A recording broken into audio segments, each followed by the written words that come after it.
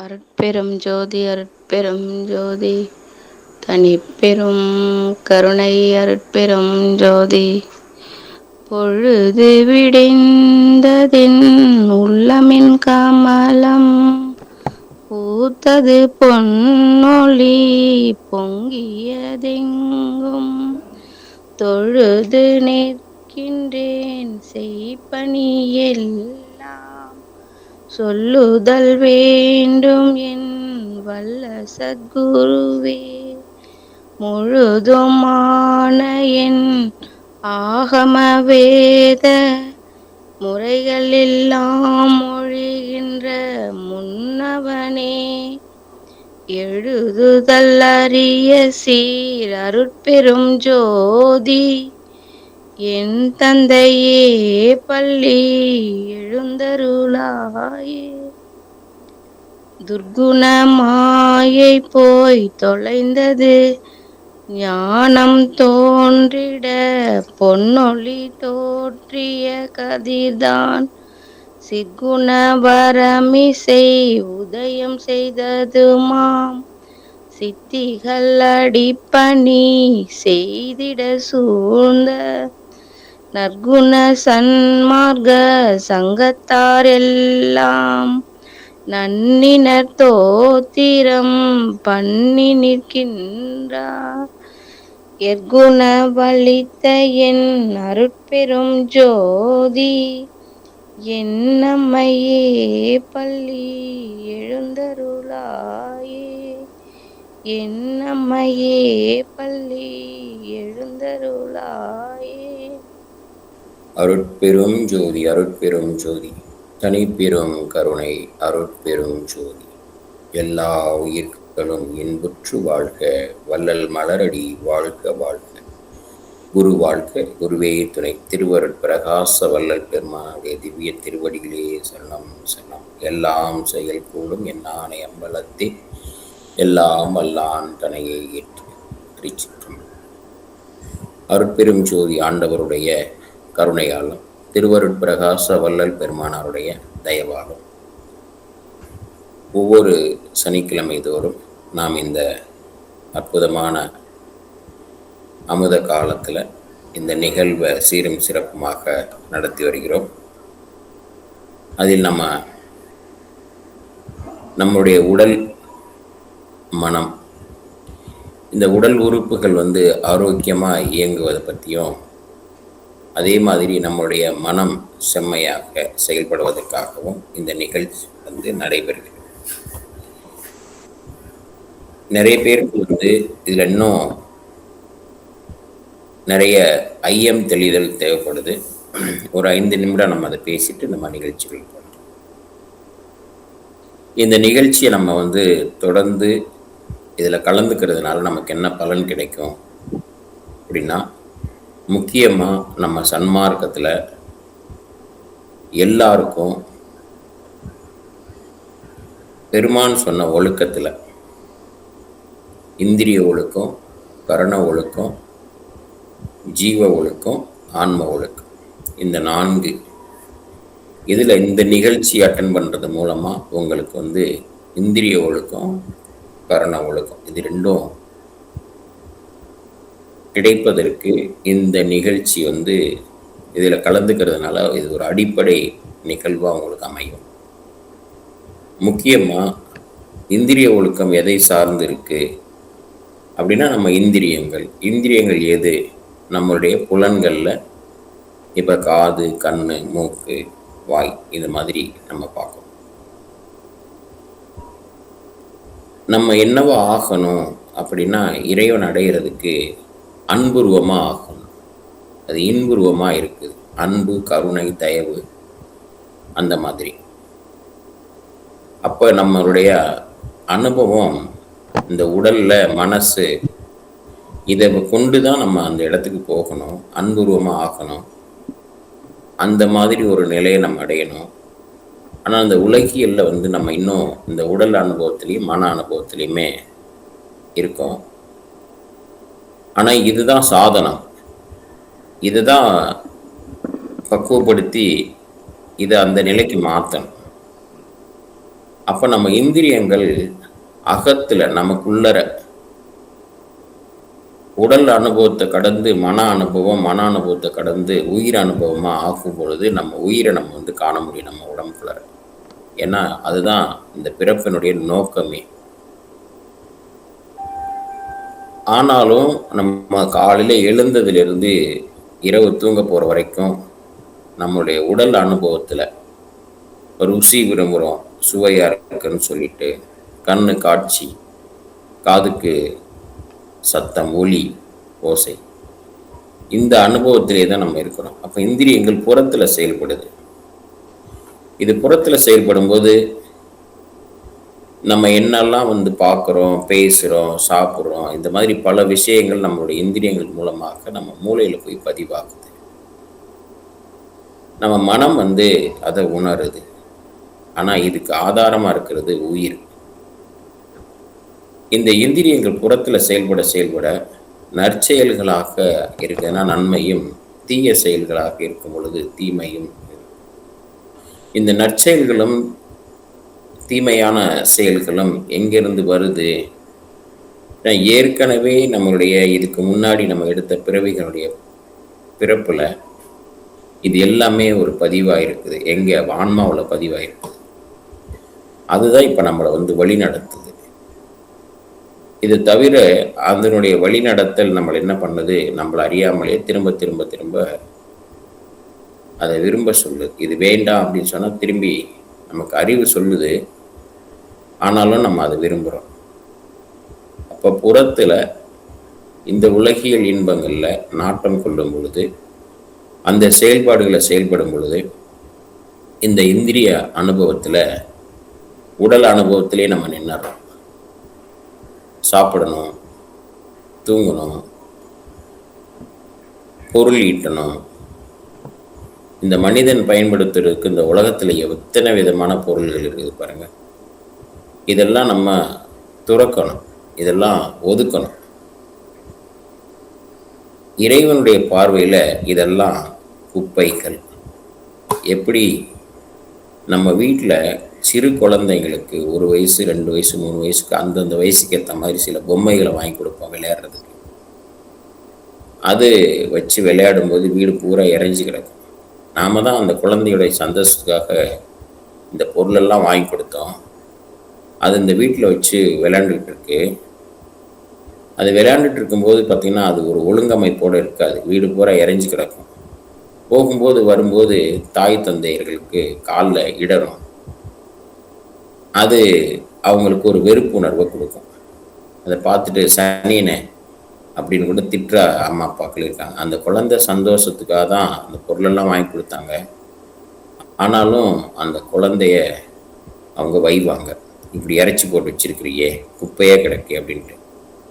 ஆனால் அந்த குழந்தைக்கு அதான் உண்மைதான். அதை வச்சு வீடு கட்டும், அதுதான் அதுக்கு ஒரு இன்பம். அது மாதிரி இறைவனுடைய பார்வையில் இந்த உலகியல்ல நம்மளுடைய சந்தோஷத்துக்காக இந்த அனுபவத்தை பெற்று நம்மளுடைய வினைகளை ஈடுகட்டுறதுக்கு தான் அந்த பிறப்பு எடுத்துருவோம். இதுதான் இந்த பிறப்பினுடைய பயன். அதை சரி செய்துட்டு நாம் போய் இறைவனோட கலக்கணும், ஒன்றரை கலக்கணும். இந்த உடம்பினை பெற்ற பயனாவதெல்லாம் உடம்பினுள்ளே உத்தமனை காண் அப்படின்னு ஔவையார் சொல்லியிருக்காங்க. அவருடைய வள்ளல் பெருமான் நமக்கு சாகா கல்வியை வாழ்வதற்கு கொடுத்திருக்க ஒழுக்கங்கள், நியதி எப்படி அடைவது அப்படிங்கிறது மாதிரி ஔவையாரும் நிறைய நம்ம கொடுத்துருக்குறாங்க ஞான குறள் எல்லாம். அது மாதிரி திருக்குறளில் நமக்கு அந்த ரகசியங்கள் இருக்குது. திருமூலரில் திருமந்திரத்தில் இருக்குது. ஞான நிலையில் அதை இறைவனுடைய உணர்வுகளை பல பாடல்களில் ஞானிகள் எழுதியிருக்கிறாங்க. இதெல்லாம் படித்து நம்ம அந்த நிலையை இறைவனை நினைந்து நினைந்து அந்த நிலை அடையணும் அப்படிங்கிறது இந்த பிறப்பினுடைய நோக்கம். ஆனால் நம்ம என்ன செய்கிறோம் அப்படின்னா, இந்த உலகாயத்தில் உலகியல் அனுபவத்தை பெறுவதற்கு இந்த பிறப்பு எதனால கிடைச்சிது, எப்படி நமக்கு இந்த பிறப்பு கிடைச்சிது, எதுக்காக பிறந்திருக்கோம் அப்படிங்கிற இதை நம்ம உணராமல் புற இன்பங்களில் அதில் சிக்கி தவிச்சிட்டு தான் இப்போவும் இருக்கோம். இப்போ இந்த பதிவுகளை நம்ம குறைக்கணும். நம்மளுடைய மனம், நம்மளுடைய உடல் இந்த இயக்கத்துல புறத்துல இல்லாம நம்ம அகத்துக்குள்ளார வரணும். இந்த பயிற்சி உங்களுக்கு இந்திரியங்க ஒழுக்கத்தையும் கரண ஒழுக்கத்தையும் தருவதற்கு ஒரு அடிப்படையா இது அமையும். இதிலிருந்து நம்ம கொஞ்சம் கொஞ்சமா நம்முடைய உணவு முறைகள், நம்மளுடைய உடல் செயல்கூறுகள், எந்தெந்த செயல்கள் எல்லாம் நமக்கு மேன்மை கொடுக்கும், எந்தெந்த செயல்கள் எல்லாம் வேண்டாம், இந்த உடலும் இந்த மனமும் எந்த அனுபவத்தை பெறணும், இதுதான் கருவி. இந்த உடலும் இந்த மனதை வச்சுதான் அடையணும். ஆனா அதை நல்ல தன்மைகளாகவும் புறத்துல இன்னும் மேற்கொண்டு மேற்கொண்டு பதிவுகளை ஏற்படுத்தி பிறப்பெடுக்கக்கூடிய செயல்களை குறைக்கும் வண்ணமாக நம்மளை அமைத்து கொண்டு நம்மளை அறிவு பொருந்திய நிலையில, அறிவுன்னா என்ன அப்படின்னு நம்ம அதை புரிஞ்சு செயல்படக்கூடிய நிலையில நம்மளை உணர்வுக்கு கொண்டு போகும். உணர்ச்சி நிலையிலிருந்து உணர்வுக்கு கொண்டு போகும். இந்த பயிற்சியினுடைய நோக்கம் தான். இது யாரெல்லாம் கலந்துக்கலாம்? எல்லாருமே கலந்துக்கலாம். இதுல சன்மார்க்கிகள் அப்படிங்கிறவங்களாம் கிடையாது. இதுல எல்லாருமே கலந்துக்கலாம். யாரெல்லாம் உடல் ரீதியா பல நோய்களுக்கு, வியாதிகளுக்கு பாதிப்பு ஏற்பட்டு இருக்காங்களோ அவங்க இதுல இருக்கலாம். மனம் ரீதியாக பல சலனங்கள், சஞ்சலங்கள் இந்த மாதிரி இருக்கிறவங்க அவங்களும் இந்த நிகழ்ச்சியில கலந்துக்கலாம். பல நெருக்கடியான நிகழ்வுகள்ல மனம் ரீதியா பாதிக்கப்பட்டவங்களும் இதில் கலந்துக்கலாம். சிறு குழந்தைகள் நல்லா படிக்கணும்னு நினைக்கிறவங்க இதில் கலந்துக்கலாம். சன்மார்க்கிகள், சன்மார்க்கி இல்லாதவங்க கூட இதில் கலந்துக்கலாம். ஏன்னா சன்மார்க்கத்தில் இல்லாதவங்க இந்த நிகழ்வை கலந்துட்டு வரும் பொழுது அவங்களும் வரும் காலங்களில் அந்த நிலைக்கு வந்துடும். இன்னைக்கு நம்ம ஒரு புதுமையான ஒரு அனுபவ நிகழ்ச்சி அது உங்களுக்கு அமையும். எப்பொழுதும் போல நம்ம இருக்கையில நல்லபடியா அமைஞ்சு உட்கார்ந்துக்கோங்க. உங்களுடைய சுவாசம் இயல்பாக இருக்கட்டும். கைகள் ரெண்டையும் இப்படி கையில ஒன்னா சேர்த்து லேசான ஒரு உராய்வு ஏற்படுத்துங்க. வேகமா தேய்ச்சா ஒரு சூடு வரும். அது வெப்பம், சூடு. அது மின்சாரம். அதுலேயே மெதுவா நம்ம இப்படி தேய்ச்சிட்டு கைகளில் அப்படி லேசாக ஒரு அழுத்தம் கொடுத்துட்டு, ரெண்டு கையிலையுமே அழுத்தம் கொடுங்க. உள்ளங்கையில அழுத்தம் கொடுங்க. கைகளை இப்போ ரெண்டு ஒன்றா சேர்த்து நடுவில் ஒரு சின்ன கேப் இருக்கிற மாதிரி பாருங்க. இந்த இரு கைகளுக்கும் நடுவில் ஒரு விறுவிறுன்னு லேசான ஒரு அனுபவம் உங்களுக்கு கிடைக்கும். அந்த கைகளை இப்படி கொஞ்சம் லேசா இடைவெளி கொடுத்து பாருங்க. இது ஒன்றா சேர்க்கிற மாதிரி கொடுங்க. இப்படி கொஞ்சம் விலகி பாருங்க. இந்த இரு கைகளுக்கு நடுவுலையும் உங்களுக்கு ஒரு அழுத்தம் தெரியும். தெரியுதா? சிறப்பு. இந்த அழுத்தம் தான் உங்களுடைய உடல்ல உயிர் திணிவு, இந்த ஆற்றல். இதுக்கு ரொம்ப மென்மையா இருக்கும். அப்படியே பார்த்தீங்கன்னா உங்களுக்கு தெரியும்.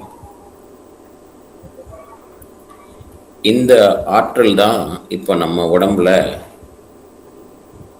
இயங்கிக்கிட்டு இருக்கு. இந்த ஆற்றல் தான் இப்போ இந்த உடம்பை தாங்கிக்கிட்டு இருக்கு. இந்த ஆற்றல் தான் நம்ம உடம்புல அடர்த்தியா எந்த அளவுக்கு வச்சிருக்கோமோ அது நமக்கு ஆரோக்கியமா இருக்கும். இதுதான் மருந்து. இதுதான் நம்ம உணரணும். இதோட போய் கலக்கணும். ஏற்கனவே நம்மோட கலந்து தான் இருக்குது. ஆனால் அதனுடைய ஃப்ரீக்குவென்சி வேற. இதில் அசுத்தம் இருக்கு, மாயா சக்தி இருக்கு. இதெல்லாம் தூய்மைப்படுத்துறதுக்கு நம்ம இந்த புற அனுபவங்களை குறைச்சிக்கணும். எப்படி காலையில் நம்ம காற்று சுவாசம் பண்ணுறோமோ, அமுத காலத்தில் சுவாசிக்கிற காற்றில் அமுதம் அதிகம், அதில் அசுத்தம் விஷபாகம் குறைவு. பகல் பொழுதில் நம்ம சுவாசிக்கிற காற்றில் விஷபாகம் அதிகம். இப்படி நம்ம குடிக்கிற தண்ணியில், உண்ணக்கூடிய உணவில், சிந்திக்கக்கூடிய எண்ணங்களில் எல்லாத்துலேயும் எவ்வளவு அசுத்தம் இருக்குது அப்படிங்கிறத நீக்கி நம்ம தூய்மை அப்படிங்கிறத நம்ம கடைபிடிக்கணும். அந்த மாதிரி நமக்குள்ள நல்ல தன்மைகளை கொண்டு வந்து அந்த நிலையில் நம்ம மேன்மை அடைய அடைய அடைய தூய்மை அப்படிங்கிறது கடைபிடிக்கும் பொழுது நமக்கு ஏற்படக்கூடிய இந்த பதிவுகள் குறைஞ்சு குறைஞ்சு குறைஞ்சு இந்த உடல் வேற ஒரு நிலைக்கு எடுத்து செல்லும். மனம் வேற ஒரு நிலைக்கு மாறணும். உயிரினுடைய தன்மை, அடர்த்தி தன்மை, அதில் இருக்கக்கூடிய மாயைகள் விலகணும். அப்புறம்தான் ஆன்மாவில் போய் ஒடுங்க முடியும். இப்போ உடல் அனுபவம் மன அனுபவத்தை உயிர் அனுபவமாக மாற்றணும். இப்போ நம்ம உடம்புல இருக்க உயிரை தான் நம்ம பார்க்கணும். இந்த உயிர் நம்ம உடம்புல இருக்கிற மாதிரி இந்த உலகத்தில் இருக்கிற அத்தனை செடி கொடி மரம், இது ஒரு அறிவு ஜீவன். இரண்டாவது அறிவு ஜீவமாக புழு, அப்புறம் எறும்பு, பறவைகள், பட்டாம்பூச்சிகள், வண்டுகள், நண்டு, அப்புறம் விலங்குகள், இவை அனைத்துலேயும் இந்த இப்போ நீங்கள் கையில் உணர்ந்தீங்களே இந்த அதிர்வலைகள் ஒவ்வொரு உயிரினங்கள்லையும் உண்டு. இப்போ நம்ம ஒரு வித்தியாசமான பயிற்சி செய்ய போகிறோம்னு சொன்னோம். நீங்கள் அனைவருமே ஒவ்வொரு ஜீவனுடைய பெயரை நீங்கள் சொல்கிறீங்க. உதாரணத்துக்கு நான் மான் அப்படிங்கிற ஒரு உயிர் உணர்வாக நான் இருக்கிறேன் அப்படின்னு நான் சொல்கிறேன்னா, இன்னொருத்தர் நீங்கள் சிங்கம்னு சொல்லலாம், புலின்னு சொல்லலாம், தேலுன்னு சொல்லலாம், பாம்புன்னு சொல்லலாம், எறும்புன்னு சொல்லலாம், புழுன்னு சொல்லலாம். உங்களுக்கு எதை பற்றி அதிக விபரம் தெரியுதோ, எறும்பை பற்றி நல்லா தெரியும் எனக்கு அப்படின்னு நீங்கள் அதை சொல்லுங்கள். ஒரு மாடு பற்றி நல்லா தெரியும், பசு மாடு பற்றி நல்லா தெரியும் அப்படின்னா அதை பற்றி ஒரு விளக்கம் கேட்டால் எதெல்லாம் சொல்ல முடியுமோ அதை நீங்கள் சொல்லணும். ஒவ்வொருத்தரும் ஒவ்வொரு ஜீவனை இப்போ நீங்கள் தேர்ந்தெடுத்துக்கோங்க. அனைவருமே நீங்கள் இப்போ எனக்கு சொல்லுங்கள், யார் யார் என்னென்ன ஒரு உயிராக நீங்கள் இருக்கிறீங்க அப்படிங்கிறத இப்போ நம்ம பார்க்கலாம். ஐயா, எனக்கு காகம் ரொம்ப பிடிக்கும் ஐயா. ஓகே. அது தன் இறையை தேடும் பொழுது பேர் மட்டும் சொன்னா போதும். சரிங்க. அபிநந்தன் ஐயா காகம். எல்லாரும் எறும்புங்க ஐயா. ராஜன் பாபு ஐயா. முயல்.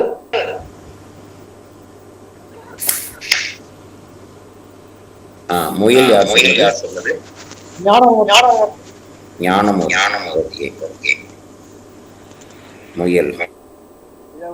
பூனை ஐயா. பசு ஐயா. பசு ஐயா. பசு. நாகையன் ஐயா.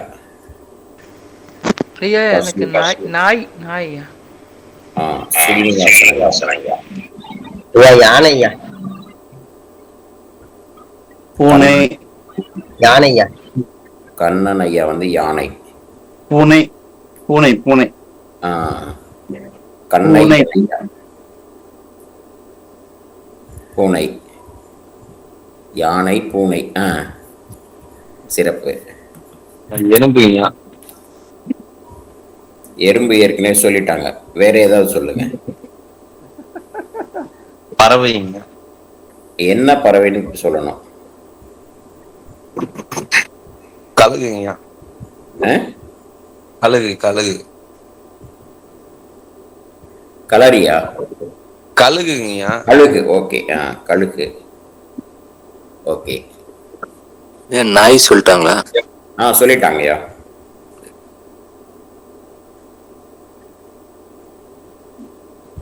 ஐயா பட்டாம்பூச்சிங்க ஐயா. எனக்கு பாலா. பட்டாம்பூச்சி.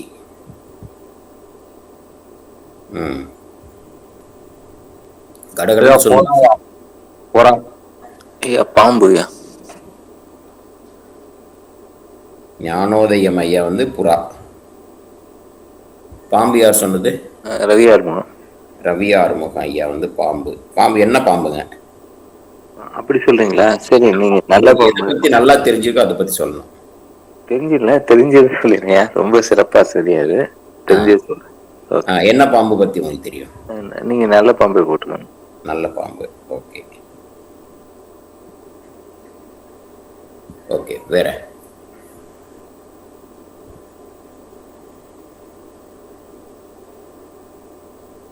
அவ்வளவுதானா? சேகர் ஐயா என்ன இருக்கீங்களே? பூனை. பூனை ஐயா. பூனை. பூனை சொல்லிட்டாங்க ஐயா.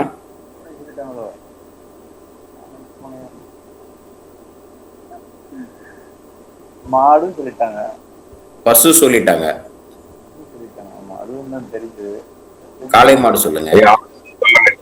ஆடு சொல்லுங்க. என்ன? ஆடு. ஆடு. ஓகே, ஆடு. ஓகே, அடுத்தது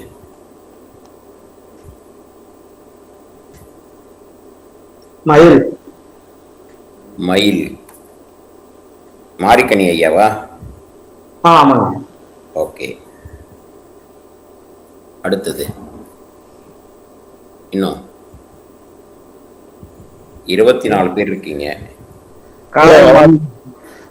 காளை மாடு வேற சொல்லலாம்ல? காளை சொல்லுங்க. ஐயா குயிலுங்கய்யா. உமாபதி ஐயா. குயில். குயில்.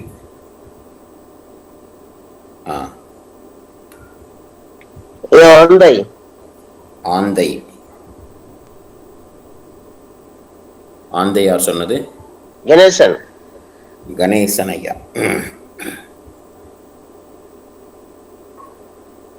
அடுத்ததுங்க.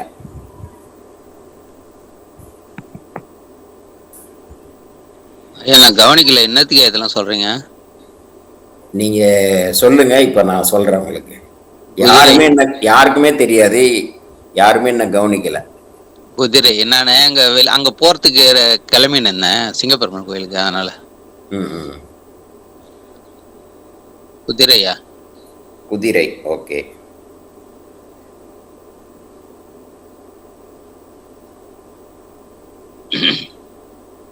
சரிங்கய்யா. இன்னும் சில பேர் சொல்லணுங்கய்யா.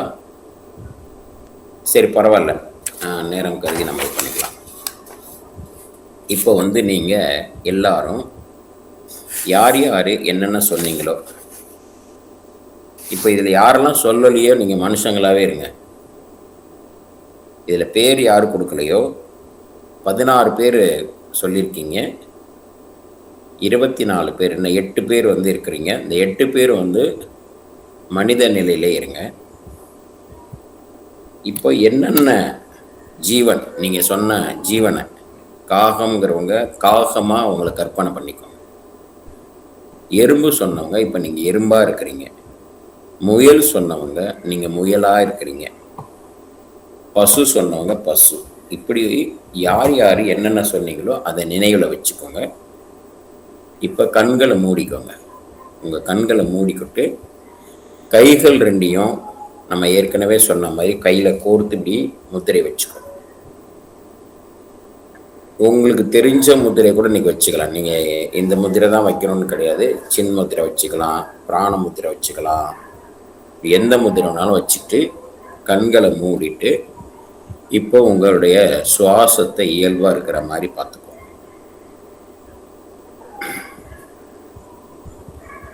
உங்களுடைய கவனம் சுவாசத்தில் இருக்கட்டும்.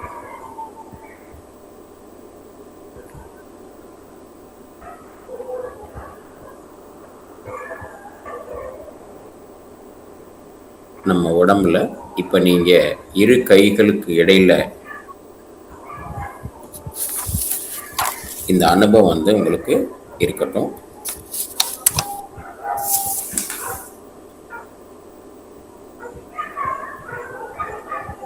இரு கைகளுக்கு இடையில நீங்க பார்த்த ஒரு அழுத்தம், மென்மையான ஒரு அழுத்தம், இந்த உடலை இயக்கக்கூடிய அந்த ஆற்றல், அந்த சக்தியை தான் நீங்க உணர்ந்தீங்க. இந்த ஆற்றல் இப்போ உங்க உடம்புல இருக்குது. அதுதான் வந்து உங்களுக்கு நாக்கில் சுவையை உங்களுக்கு உணர்த்துது. அதுக்கு பேர் உணர்வு, அதுக்கு பேர் அறிவு. இப்போ நீங்கள் கைகளில் நீங்கள் உணர்ந்தீங்க இல்லையா, அந்த உணர்வா உங்களுக்கு உணர்த்தினதே அதுதான். நீங்கள் அப்படின்னு சொல்கிறது நீங்கள் தானா அப்படிங்கிறத உங்களுக்குள்ள ஒரு கேள்வி எழுப்புங்க. இப்போ நான் அப்படிங்கும்போது நான் தானா? நான் என்பது யார்? என் கண்களா, எனது மூக்கா, எனது தலையா, எனது முடியா, எனது நகமா, எனது எலும்பா, எனது சதையா? அப்படிங்கிற கேள்வி விசாரத்துக்குள்ளே இப்போ நம்ம போகிறோம். நான் என்பது யார்? என்னுடைய உயிரா, என்னுடைய ஆன்மாவா? இப்போ எல்லாத்தையும் தனித்தனியாக பிரிச்சாச்சு. இங்கு நான் என்பது யார்?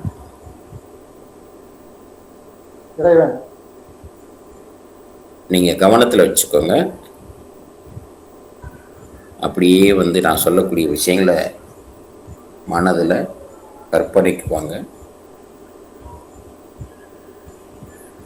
இந்த உடல், நீங்க சொல்லக்கூடிய இத்தனை ஜீவன்களும் அந்தந்த ஜீவன் அவங்கவுங்களா இப்போ நீங்க இருக்கீங்க.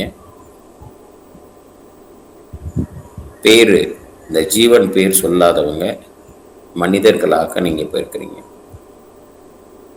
இப்போ இந்த நிமிஷத்துல நம்ம எல்லாரும் உள்ள போய் பார்க்குறோம்.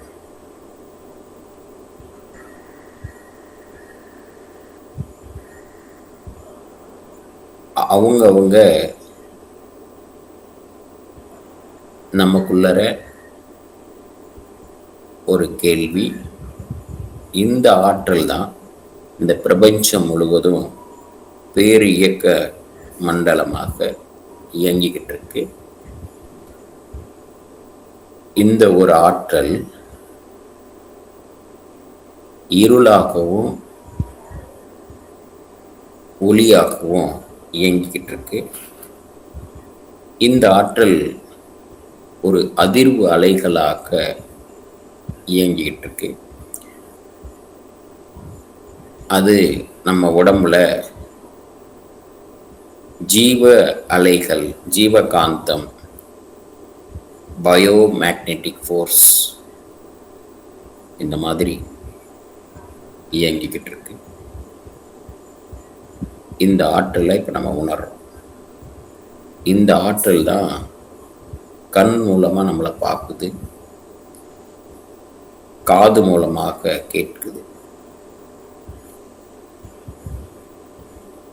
இப்போ மரம் ஒரு அறிவு ஜீவன் அப்படிங்கிற ஒரு உணர்வுக்கு நம்ம வர்றோம். எல்லாருமே மனிதர்களாக இருக்க அத்தனை பேரும் மரம்ங்கிற ஒரு உணர்வுக்கு வாங்க. மீதி எல்லாரும் அவங்கவுங்க சொன்னக்கூடிய அந்த ஜீவன்லேயே நீங்கள் இருங்க.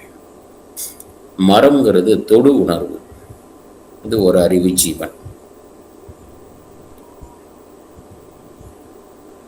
அந்த ஒரு அறிவு ஜீவன் யாராவது போய் தொடும்போது அந்த மரத்தில், இப்போ வாழை மரம்னு வச்சுக்கோங்க, ஒரு முருங்கை மரம்னு வச்சுக்கோங்க, அதில் இருக்க காய்கள், இலைகள் நம்ம எதோ எடுக்க போகிறோம்.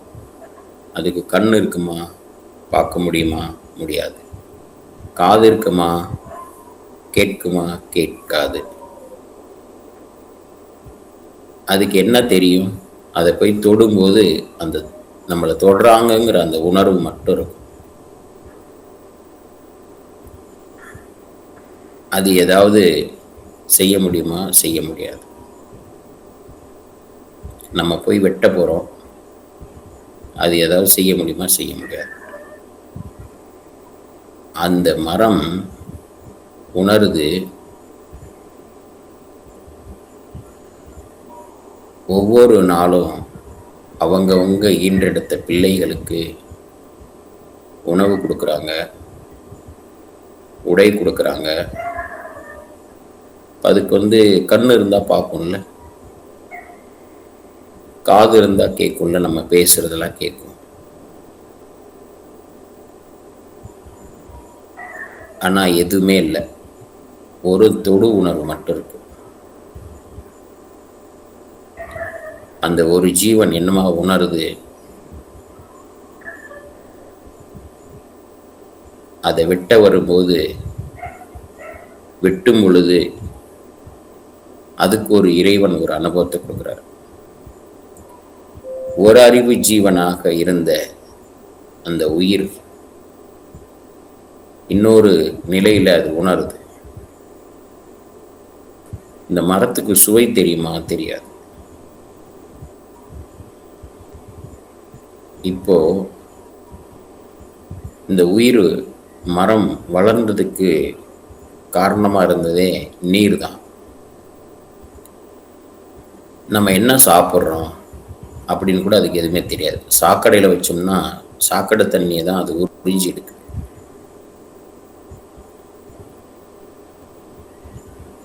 ஒரு கொய்யா மரமும் எடுத்துக்கோங்க. ஒரு விதை எடுத்து சாக்கடையில் ஏதோ ஒரு செடியாக வளர்ந்துருச்சு, அப்புறம் அது மரமாக வளர்ந்துருச்சு, கொய்யா பழத்தை கொடுக்குது. அதையே நம்ம வளர்க்குற ஒரு மரமாக நம்ம வீட்டு வாசலில் வச்சு அன்றாடம் சாப்பிட்டுட்டு தட்டை கழுவி அந்த தண்ணி எடுத்து போய் அதுக்கு ஊற்றுவோம். அதே நம்மளுடைய வயலில் கழனியில் தோட்டப்பயிராக வச்சு நிறைய மரங்களை வச்சுருந்தோம்னா அதுக்கு உழுது விதை போட்டு மழை பெஞ்சு தண்ணி பாய்ச்சி கிணத்துலையோ குளத்துலையோ ஏரியிலையோ ஆற்றுலேருந்து தண்ணி அதுக்கு நீர் கொடுத்து மரமாக வளர்ப்போம். அது அந்த ஒரு உணர்வு பெறுது. ஆனால் அந்த 3 மரத்தில் வீட்டில் வளர்த்த மரமும் சரி, தோட்டத்தில் நம்ம வளர்த்த மரமும் சரி, ஒரு சாக்கடையில் ஒரு விதையில் முளைச்சி வளர்ந்த ஒரு மரமாக இருந்தாலும் சரி, அது கொடுக்கக்கூடிய கனிகளில் கொய்யா எடுத்து அந்த பழத்தை ஓப்பன் பண்ணோம்னா வாசம், கொய்யா வாசனைன்னு நம்மளால் சொல்ல முடியும். கண்ணு மூடி இருந்தாலும் சரி, காது இருந்தாலும் சரி, மூக்கை வச்சு அது நுகரும் பொழுது நம்மளால் கொய்யா அப்படின்னு சொல்ல முடியும். அந்த வாசனை சாக்கடை வாசனையும் வரல, வீட்டில் நம்ம சாப்பிட்டுட்டு கழுவி ஊற்றின சாம்பாரோ காரக்குழம்போ ரசமோ அதில் சுவை வரல. ஆனால் அது துல்லியமாக அதுக்கு தேவையான பொருளை மட்டும் எடுத்து கொய்யா இலைக்கு என்ன தன்மை இருக்குமோ அதே தன்மை அப்படியே இருக்கும். ஆனால் மனிதர்கள் மட்டும் ஒரு ஆள் கூட சேரும்போதும் ஒரு மாதிரி நடிகனாக மாறிடுறாங்க. இங்கே ஒரு கருத்து பேசியிருப்பாங்க, ஒருத்தர் கருத்தை பேசும்போது அப்படியே மாறிடுறாங்க. இது மனசில் ஒரு அனுபவமாக இருக்கட்டும், இதை நினைவில் வச்சுக்கோங்க. இப்போ ஒரு புழு இருக்குது, அது உணவை சுவைக்கிற தன்மைக்கு அதுக்கு 2வது அறிவு சுவை. உணவு உண்ணும்போது சுவைக்கிற உணர்வு 2 அறிவு இருக்குது அது. இப்போ மரமாக இருந்தது இன்னொரு அறிவை பெற்று அது புழுவாக மாறிடுச்சு. இப்போ இந்த புழு வயல் வெளிகளில் மண்ணுக்கு இடையில ஈரத்தன்மை இருக்கிற இடத்துல இருக்குது. அந்த ஈரத்தன்மை இருக்கிற இடத்துல ஒரு வறட்சி காலங்களில் நீர் இல்லாதப்ப இன்னும் கொஞ்சம் அடியில் பூமிக்குள்ளே போகும். ஆனால் அதே மழை பெஞ்ச பிறகு கொஞ்சம் மேலோட்டமான நிலையிலையும் இருக்கும். அதுக்கு ஏதாவது தெரியுமா? யாரோ நம்மளை தொட வர்றாங்க, இல்லை அந்த வயல் உழுகுறாங்க, நம்ம உடம்பு ஏறுகளில் கிழிச்சிட்டு போயிடும், ஏதாவது தெரியுமா? எதுவும் தெரியாது.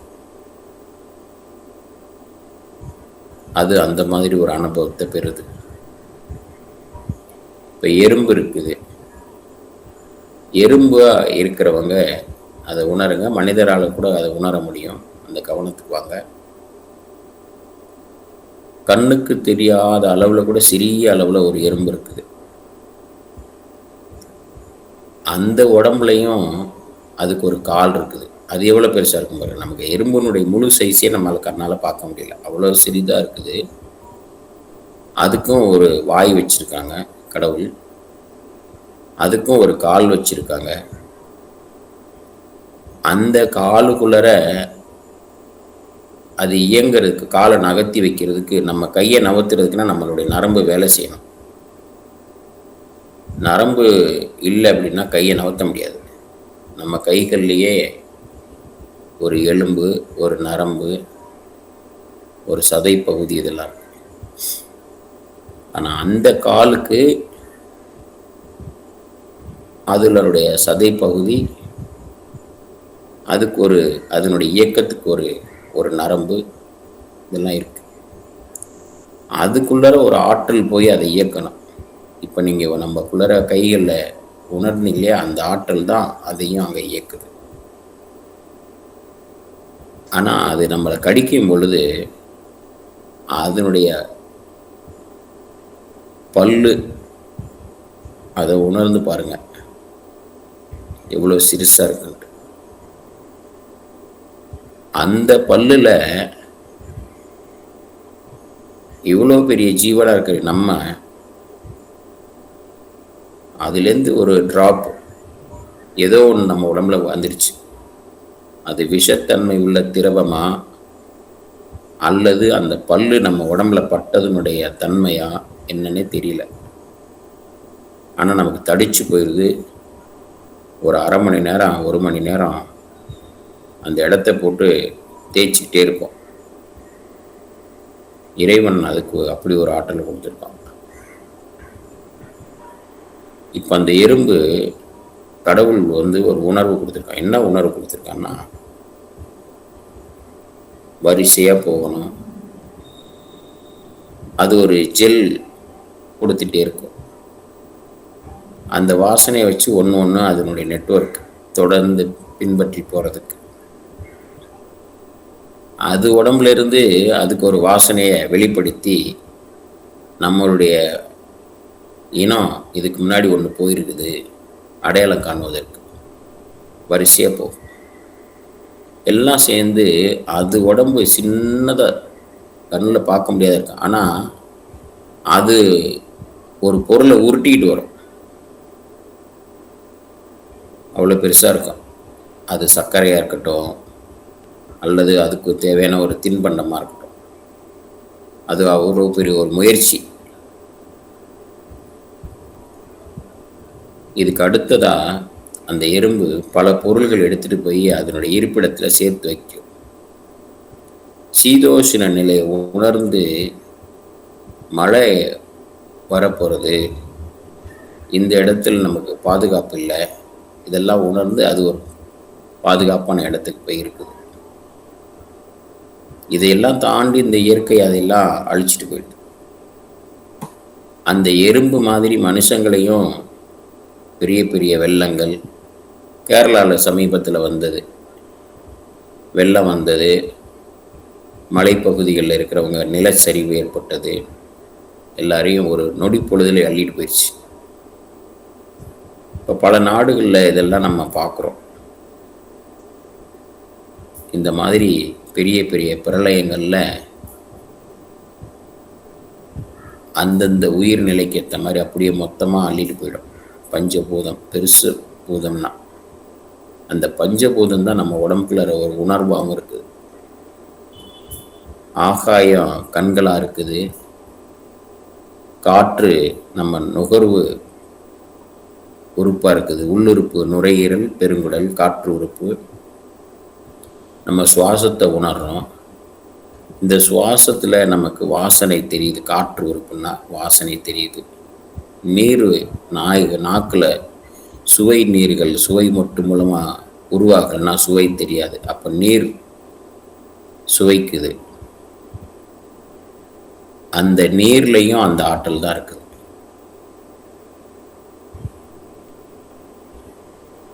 இப்படி ஒவ்வொரு உயிர்களுக்குள்ளரையும் அதுக்கும் ஒரு உணர்வு இருக்குது. அந்த உணர்வு தான் அதுக்கு அறிவாக இருக்குது. அந்த அறிவாக இருக்கிறது அந்த ஆற்றல் தான் பிரபஞ்சம் முழுவதும் நிரம்பி ஒவ்வொரு உயிர்களுக்குள்ளே இருக்குது. இப்போ இந்த எறும்பு போய் நிறைய பொருள் சேமிச்சு வைக்குது இல்லையா, அந்த செயல்தான் அது வாழ்க்கைக்கு பிற்காலத்துக்கு தேவை அப்படின்னு அது சேர்த்து வச்ச அந்த உணர்வு தான் இப்போ நம்ம பிற்காலத்துக்கு தேவை அப்படின்னு சொல்லி நம்ம சேர்த்து வைக்கிறோம்.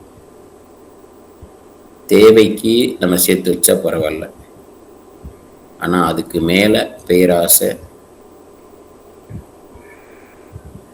மற்றவர்களையும் துன்புறுத்தி நம்ம அதை பிடுங்கி அனுபவிக்கிற அனுபவம் மனுஷங்கிட்ட தான் உண்டு. இது நமக்கு இந்த மனிதனுக்கு தேவைக்கு மேலே சேர்த்து வைக்கிற நிலை எங்கேருந்து வந்ததுன்னா, இது மாதிரி ஒரு எலிக்கிட்ட இருந்தோ ஒரு எறும்புக்கிட்ட இருந்தோ ஏற்கனவே உள்ள அந்த வாசனை தான் இப்போவும் நம்ம அதை சேர்த்து வைக்கிறோம். ஒவ்வொரு உயிரினங்களுக்குள்ளேயும் இப்போ ஆடு மாதிரி கத்த சொன்னால் ஆடு மாதிரி கத்துரும். ஏன்னா ஏற்கனவே அதனுடைய வாசம் நம்மகிட்ட இருக்கு. அதனுடைய அந்த உணர்வு, அந்த செயல், அந்த திறன் எல்லாமே கடந்து தான் நம்ம வந்திருக்கிறோம். அந்தந்த உயிராக எந்த நிலையில் இருந்துச்சோ அது அத்தனையும் நம்ம உடலுக்குள்ள இருக்கு. இப்போ அந்த உயிர், ஒவ்வொரு உயிரும், இப்போ பாம்பு அப்படின்னு சொன்னவங்க மனிதர்கள் பார்த்தாங்கன்னா பாம்பை விட மாட்டாங்க, அடிப்பாங்க பயத்தில். இது நம்மளை கடிச்சா என்ன ஆகும்னு அடிப்பாங்க. அது தெரிஞ்சா இந்த இடத்துக்கு வந்தது தெரியல. அந்த மாதிரி கழுகு பாம்பை தூக்கிட்டு போயிடுது. நீங்கள் இப்போ எத்தனையோ வீடியோக்கெல்லாம் பார்க்குறீங்க. ஒரு விலங்கு இன்னொரு விலங்கை அடித்து சாப்பிட்றது. ஒரு பலம் பொருந்தியது பலம் இழந்தது அடிக்கும். இதே நிலை தான் நமக்குள்ளரையும் நற்செயல்களும் தீய செயல்களுக்கும் ரெண்டுத்துக்கும் ஒரு போராட்டம் இருக்கு. மாயை இந்த நல்ல தன்மையை மோதி பார்க்குது, நல்ல தன்மை மாயையை விளக்க பார்க்குது. இந்த இரு போராட்டம் தான் நமக்குள்ளர மனம்ங்கிற இடத்துல நல்ல எண்ணங்களாகவும் தீய எண்ணங்களாகவும் செயல்படுது. நம்முடைய ஆண்டவன் கொடுத்த ஒரு திறன், இதெல்லாம் பிரித்து உணர்ந்து இறைவனுடைய நிலை என்ன அப்படிங்கிறது உணர்றதுக்கு இந்த தேகம்தான் பக்குவமான நிலை. ஒவ்வொரு ஜீவனும் பாம்பாக இருக்கிற அந்த ஜீவனோ அல்லது ஒரு ஆடு அல்லது ஒரு பறவை, எறும்பு, மான், இப்படி எதை சொன்னாலும் அதால் இந்த இறைவனோட கலக்கிறதுக்கு உண்டான எந்த மேன்மையத்துவத்தையும் அது அடைய முடியாது. இந்த தேகம்தான் அதை உணர்வதற்கு ஒவ்வொரு ஜீவனுக்குள்ளரையும் அதுக்கு ஒரு குறைபாடு இருக்கு. இறைவனே வழி நடத்துறாரு. இது எதுக்காக நான் சொல்றேன் அப்படின்னா, ஒவ்வொரு உயிரும் இன்னொரு உயிரை அடித்து சாப்பிடும் பொழுது இதை பார்த்து இது சரி இது தவறுன்னு சொல்ற அளவில் நம்ம இருக்கவே முடியாது. காரணங்களின்றி காரியங்கள் நடப்பதில்லை. இயற்கை நிகழ்த்தும் அத்தனை நிகழ்வுகளும் இறைவனுடைய செயல்களாகவே உணர்ந்து இந்த பிறப்பெடுத்த நமக்கு கிடைத்த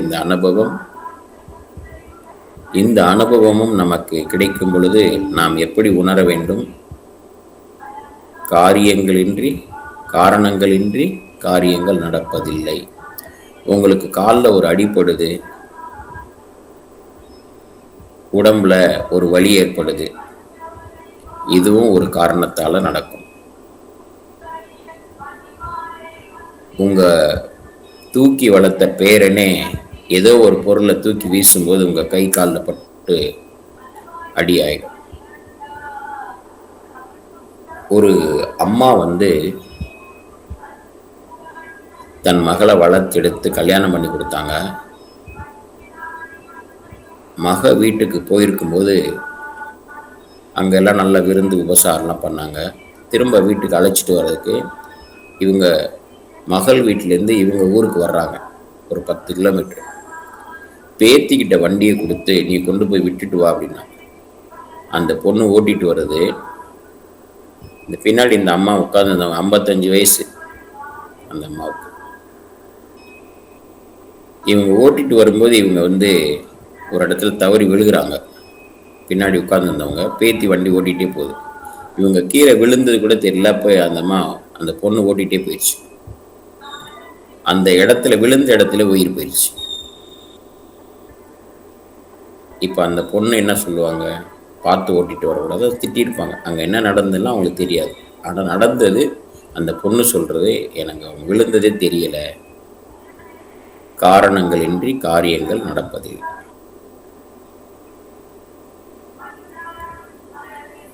இது எதுக்காக சொல்கிறோம் அப்படின்னா, நமக்கு ஒவ்வொரு நாளும் கிடைக்கக்கூடிய அனுபவங்கள் ஏதோ ஒரு இந்த நிகழ்வு நடந்து கொண்டே இருக்கிறது.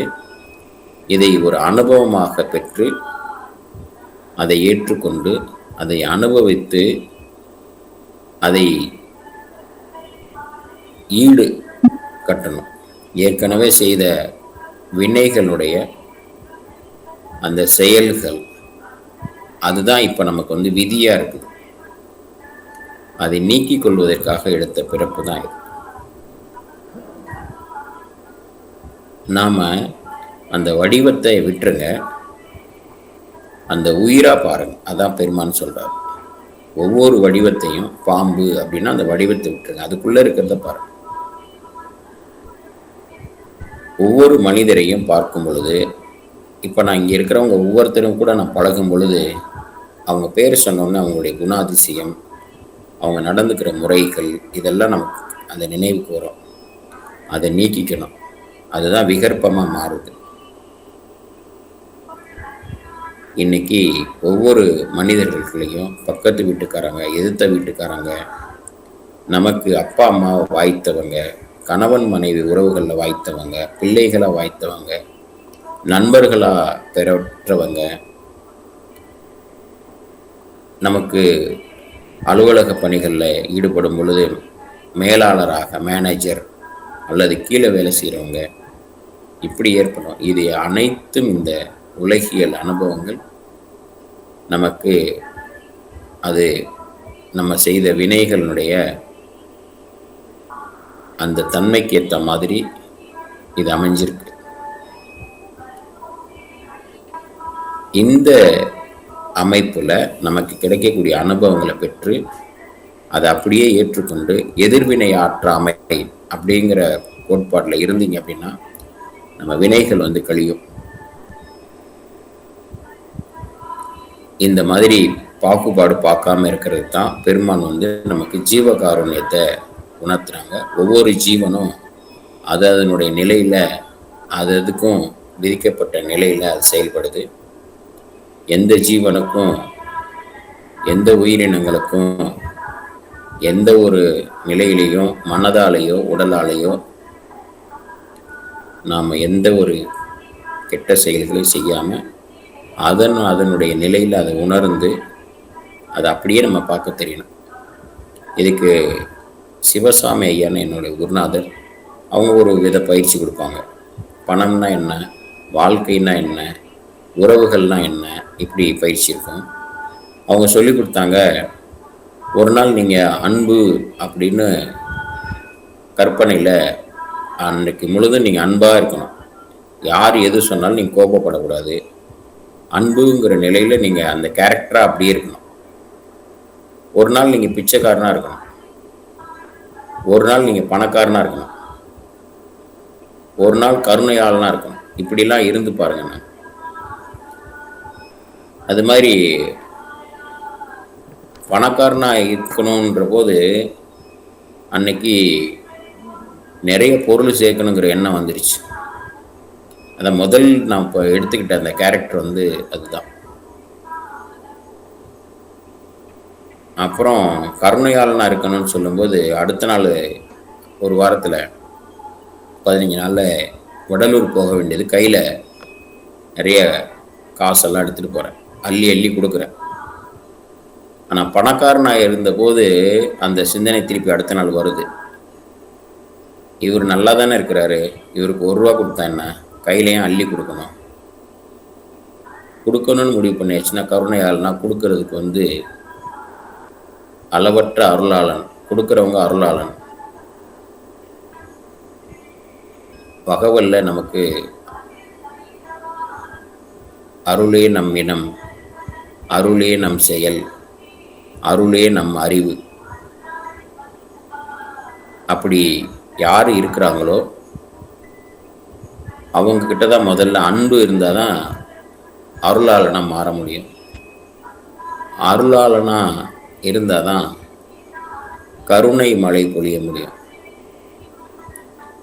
இந்த அன்பு, அருள், கருணை நம்மக்கிட்ட இல்லைன்னா இறைவனோட கலக்க முடியாது. ஏன்னா அவர் அன்புருவமாக இருக்கார். அந்த அன்புருவம் தான் அன்பே சிவம். அவர் அளவற்ற அருளாளனாக இருக்கிறாரு. அவருடைய பார்வையே கருணை பார்வையாக இருக்கு. அந்த நிலைக்கு நம்ம போனால் தான் நமக்கு இந்த பிறப்பினுடைய உயர்வு. நம்ம இயல்பாக பேசிட்டு வரோம் உலகியல்ல. பாடல்கள்லாம் சொல்லி விளக்கம்லாம் சொன்னோன்னா நிறைய டைம் எடுக்கும். அன்பே சிவம், அன்பெனும் பிடியில் அகப்படும் மலையங்கிற பாட்டில் அன்புருவாம் பரசிவமே. பரம்னா ஒரு உயர்ந்த நிலை, அது அன்புருவமாக இருக்குது, அது பரசிவமாக இருக்குது, சிவமாக இருக்குது. சிவனா இல்லை, சிவமாக இருக்குது, பரமாக இருக்குது, உயர்ந்த நிலையில் இருக்குது, உச்ச நிலையில் இருக்குது. பாடல் படிக்கிறோம், உணரணும். உயிரில் யாம் எம்முள் உயிர் இவை உணர்ந்தே உயிர் நலம் பரவுக என்று வைந்தமை சிவமே. ஒரு உயிருக்குள்ளர நம்ம அதை உணரும் தன்மை வேணும். இப்போ அந்த பயிற்சி தான் இது. என்ன முழுமை பெறல பயிற்சி, நீங்கள் சிறு விளக்கம் தான் கொடுத்துட்ருக்கேன். இது நேரடி வகுப்பில் 1 நாள் பயிற்சி முழுவதுமாக இது தொடரும். ஏன்னா ப்ராக்டிக்கலாக நிறைய விஷயங்களை அங்கே செய்ய சொல்லுவோம். அந்த ஜீவனாவாக நீங்கள் மாறணும். அதுக்குண்டான செய்திகளை உங்களுக்கு கொடுப்போம். அந்த மாதிரி செய்யும்போது உங்களுக்கு துன்பம் நேரிடும் போது நீங்கள் எப்படி இருப்பீங்க, அப்புறம் இயல்பாக அதுக்குண்டான தன்மைகள் என்ன, இப்படிலாம் வரும். அந்த இடத்துலேருந்து நம்ம மேன்மை அடையணும். இப்போ அவங்கவுங்களும் அந்தந்த ஜீவன்லேருந்து இப்போ நீங்கள் மனிதர்களாக வந்துடுங்க. உங்களுடைய கவனம் உங்களுடைய சுவாசத்தில் இருக்கட்டும். நம்மளுடைய தலையில் இருக்கக்கூடிய மூளை பகுதியில் ஒவ்வொரு செல்களும் இப்போ அந்த உணர்வை கொண்டு வந்திருக்கு. ஒவ்வொரு நாளும் ஒவ்வொரு நிமிடமும் எந்த மனிதர்களை பார்த்தாலும் அவங்க முகத்தை பார்த்தவுடன் நமக்கு ஒரு அபிப்பிராயம் தோணும் இல்லையா? இவர் கருப்பாக இருக்கார், இவர் படித்த மாதிரி இருக்கார். இது உலகியல் அடையாளங்களுக்கு அந்த உணர்வு வரும். அதை நீங்கள் வச்சுக்கணும், அதை தவிர்க்கக்கூடாது. ஏன்னா உலகில் வாழ்ந்துட்டுருக்கோம். இவர் பக்கத்து வீட்டுக்காரருங்கிற உணர்வு இல்லாமல் போயிடும். அப்புறமா ஏற்ற வீட்டுக்காரரு, பக்கத்து வீட்டுக்காரரு, இந்த கேரக்டரிசம் வச்சுக்கோங்க. அதோடு நிறுத்திடாதீங்க உங்களுடைய சிந்தனையை. அந்த எல்லையிலிருந்து இன்னும் ஒரு படி உள்ளே போங்க. இப்போ நம்ம பார்த்துட்டேன், ராமலிங்க ஐயா இருக்கார், முடி நரைச்சிருக்குது, கொஞ்சம் மாநிறமாக கருப்பாக இருக்கார், இவர் இந்த மாதிரி ஒரு கேரக்டரிசம் உள்ளவர். இதெல்லாம் பேர் சொன்ன உடனே உங்களுக்கு வந்துருச்சு. இதை தாண்டி இப்போ நீங்கள் இந்த ஜீவனாக நீங்கள் உணரணும். இந்த பிரபஞ்ச ஆற்றல் இதுக்குள்ளே தான் இருக்கு. இந்த பிரபஞ்ச ஆற்றல் அதுக்கு என்ன நிலைன்னு நீங்கள் படிக்கிறீங்களோ, திருவருப்பா படித்த உடனே அந்த எல்லாம் வரும். அது அருளாக இருக்குது, அது கருணையாக இருக்குது, அது வற்றா இருப்பாக இருக்குது, அது ஒரு பேராற்றலாக இருக்குது, அதுக்கு ஒரு அறிவு இருக்குது. அந்த அறிவு தான் நம்ம கண்களை பார்க்க வைக்கிது, காதில் கேட்க வைக்கிது, நம்மளை எல்லா இடத்துக்கும் அழைத்து செல்லுது, இந்த உடலை தாங்கி கொண்டு செல்லுது. இப்படி நீங்கள் ஒவ்வொரு நாளும் அதை நீங்கள் உணரணும். நம்ம உடலில் இதே நிலை தான் இன்னொருத்தருக்கும் இருக்குது. அது இவருடைய, நீங்கள் யாருன்னு முதல்ல கேட்ட பார்த்தீங்களா? அங்கே தான் நம்மளுடைய வினைகளுக்கு ஏற்ற மாதிரி நம்மளுடைய உருவம், இந்த சமுதாயத்தில் நம்ம இருக்கக்கூடிய இடம், நீங்கள் எந்த இடத்துல இருக்கீங்களோ அந்த இடமே நீங்கள் செய்த வினைகளால் உங்களுக்கு ஏற்பட்டது தான். நீங்கள் எங்கேயோ பிறந்திருப்பீங்க, ஆனால் இங்கே ஒரு இடத்துல இருப்பீங்க. உங்கள் கூடவே அப்பா அம்மா இருப்பாங்க, உங்கள் பேச்சு கேட்க மாட்டாங்க. உங்கள் கூடவே மனைவி இருப்பாங்க, பிள்ளைங்க இருப்பாங்க, உங்கள் பேச்சு கேட்க மாட்டாங்க. நீங்கள் சொல்லவே மாட்டீங்க, ஆனால் உங்கள் பிள்ளை அதை நிறைய செய்வான், அற்புதமாக செய்வான், உங்களோட திறமையாக செய்வான். இது எல்லாமே காரணங்களின்றி காரியங்கள் நடப்பதில்லை. இப்போ நம்ம அடுத்து என்ன செய்யணும்? இதுதான் வரணும் நமக்கு. ஒரு நல்ல செயலாக இருந்தாலும் ஒரு தீய செயலாக இருந்தாலும் ஒரு அனுபவத்தை பெற்ற பிறகு அடுத்து நான் என்ன செய்ய வேண்டும் அப்படிங்கிற ஒரு நிலைக்கு நீங்கள் வரணும். ஏற்கனவே நடந்த அந்த அனுபவங்களாக இருக்கட்டும், அது ஒரு நினைவாக இருக்கட்டும், அந்த நினைவு தான் இப்போ நீங்களாக இருக்கிறீங்க. இதுக்கு முன்னாடி ஏற்பட்ட அனுபவங்கள் தான் நீங்கள் இருக்கீங்க. இந்த பதிவுகள் தான் உங்களுக்கு ஒரு கேரக்டரிசம், உங்களுக்கு ஒரு சூழல், நீங்கள் இப்போ மேலதிகாரியாக இருக்கிறது, இல்லை ஒரு நிறுவனத்தில் பணிபுரிபவராக இருக்கிறது, நீங்கள் ஒரு வியாபாரியாக இருக்கிறது, ஒரு விவசாயியாக இருக்கிறது, இது எல்லாமே ஏற்கனவே ஏற்பட்ட அனுபவங்களின் விளைவு, அந்த வினை, அதனால் ஏற்பட்ட அந்த விதி. இப்போ நீங்கள் இப்போ இருக்கிறீங்க. இன்றைக்கு என்ன கிடைச்சதோ இது இறைவன் கொடுத்தது. இந்த தொழில் இறைவன் கொடுத்தது, இந்த சூழல் இறைவன் கொடுத்தது. இறைவன் கொடுக்கல, நம்ம செஞ்சது தான். ஆனால் இறைவனை நீங்கள் நினச்சிங்கன்னா அவர்கிட்ட உங்கள் ஒவ்வொரு செயல்களையும் அர்ப்பணிப்போட அவருடைய அக்கௌண்ட்டில் போட்டுறீங்க. அதுதான் உங்களுக்கு ஏற்படாத பதிவுகள். ஏன்னா நீங்கள் அர்ப்பணிக்கலைன்னா அது உங்கள் அக்கௌண்ட்டில் பதிவாகவே இருக்குது. இந்த பதிவு ஏற்பட்டால் திரும்ப திரும்ப உங்கள் கேரக்டரிசம் டெவலப் ஆகிட்டே இருக்கும். இறைவன்கிட்ட ஒப்படைச்சிட்டிங்கனாக்க, இப்போ நீங்கள் இந்த நிகழ்வு நடத்துகிறோம், இந்த நிகழ்ச்சி முடியும் போதும் சரி, தொடக்கத்துலேயும் சரி, இறைவனுடைய கருணையால் நடந்ததுன்னு சொல்லி நான் ஆரம்பிக்கிறேன். இந்த சூழலை உருவாக்கி தந்த இயற்கைக்கும் இறைவனுக்கும் நன்றி சொல்லி, குருமார்களுக்கு நன்றி சொல்லி, இது அவங்களுக்கே நான் அர்ப்பணிச்சிடுவேன். என்னோட அக்கௌண்ட்டில் சேர்க்க மாட்டேன். ஏன்னா இது அறிவு, உணர்வு எல்லாம் அவங்க கொடுத்தது. எத்தனை பேருக்கு இது போய் சேரணுமோ அவங்க அடையாளம் கண்டு தான் இன்னைக்கு இந்த நிகழ்ச்சியில் கொண்டு வந்திருக்கிறாங்க. இந்த அனுபவத்தை கொடுத்த இறைவனுக்கும் இயற்கைக்கும் நன்றி சொல்லி நம்ம நிறைவு செய்வோம். அப்படி நிறைவு செய்கிறதுனால அந்த அக்கௌண்ட்டில் போய் பதிவாயிடுது. என்னோட அக்கௌண்ட்டில் எதுவுமே பதிவே இருக்காது. நான் ஏதோ ஒரு பொருள் உதவி யாருக்கோ கொடுக்குறேன், இறைவனுடைய கருணையால் இந்த பொருள் எனக்கு கிடைச்சிது, இதை நான் இவங்களுக்கு கொடுக்குறேன், என்னை கருவியாக பயன்படுத்தி இந்த பொருளை அவங்களுக்கு கொடுத்தமைக்கு இயற்கைக்கு நன்றி, இறைவனுக்கு நன்றி, உன் கருணையே கருணை சொல்லிட்டு கொடுத்துட்றேன். நீங்கள் உணரணும், ஒவ்வொரு நாளும் ஏதாவது ஒரு உயிருக்கு உதவி செய்யணும். உதவி செய்யும்போது கூட 1 ரூபா போதுன்னு நினைக்கக்கூடாது. கையில் 20 ரூபா வந்துச்சுன்னா 20 ரூபா எடுத்து கொடுங்க. அருளாளனா மாறுங்க. ஒரு கருணை நிலைக்கு வரணும். ஒரு குழம்பு கொடுக்கும்போது 1 கரண்டி குழம்பு போதும் அப்படின்னு நினைக்கக்கூடாது. கொடுங்க, அவங்க கேட்குறது கொடுங்க. நம்ம நாளைக்கு உதவும் நான் நாளைக்கு காலையில் தூங்கி எந்திரிப்போமா தெரியாது. வச்சிருந்து என்ன பண்ண போகிறோம்? கொடுத்தா தான் அருளாளனா மாற முடியும். உங்ககிட்ட கொடுத்துருக்காங்க கடவுள் அப்படின்னா அது உங்களுக்கு அந்த பொருள் சேர்ந்துருக்குன்னா இறைவனுடைய கருணையால் கிடைச்சி. இந்த உலகத்தில் எதுவுமே நம்மளுக்கு கிடையாது. உயிர் கூட நம்ம கிடையாது, இந்த உடல் கூட நம்மளது கிடையாது, எதுவுமே நம்மளது கிடையாது. நானே கிடையாது. நான்கிறதே அந்த ஏற்கனவே ஏற்பட்ட பதிவுகளுடைய நிலை தான். அதையே பிரிச்சாச்சுன்னா அங்கே ஒன்றும் இல்லை.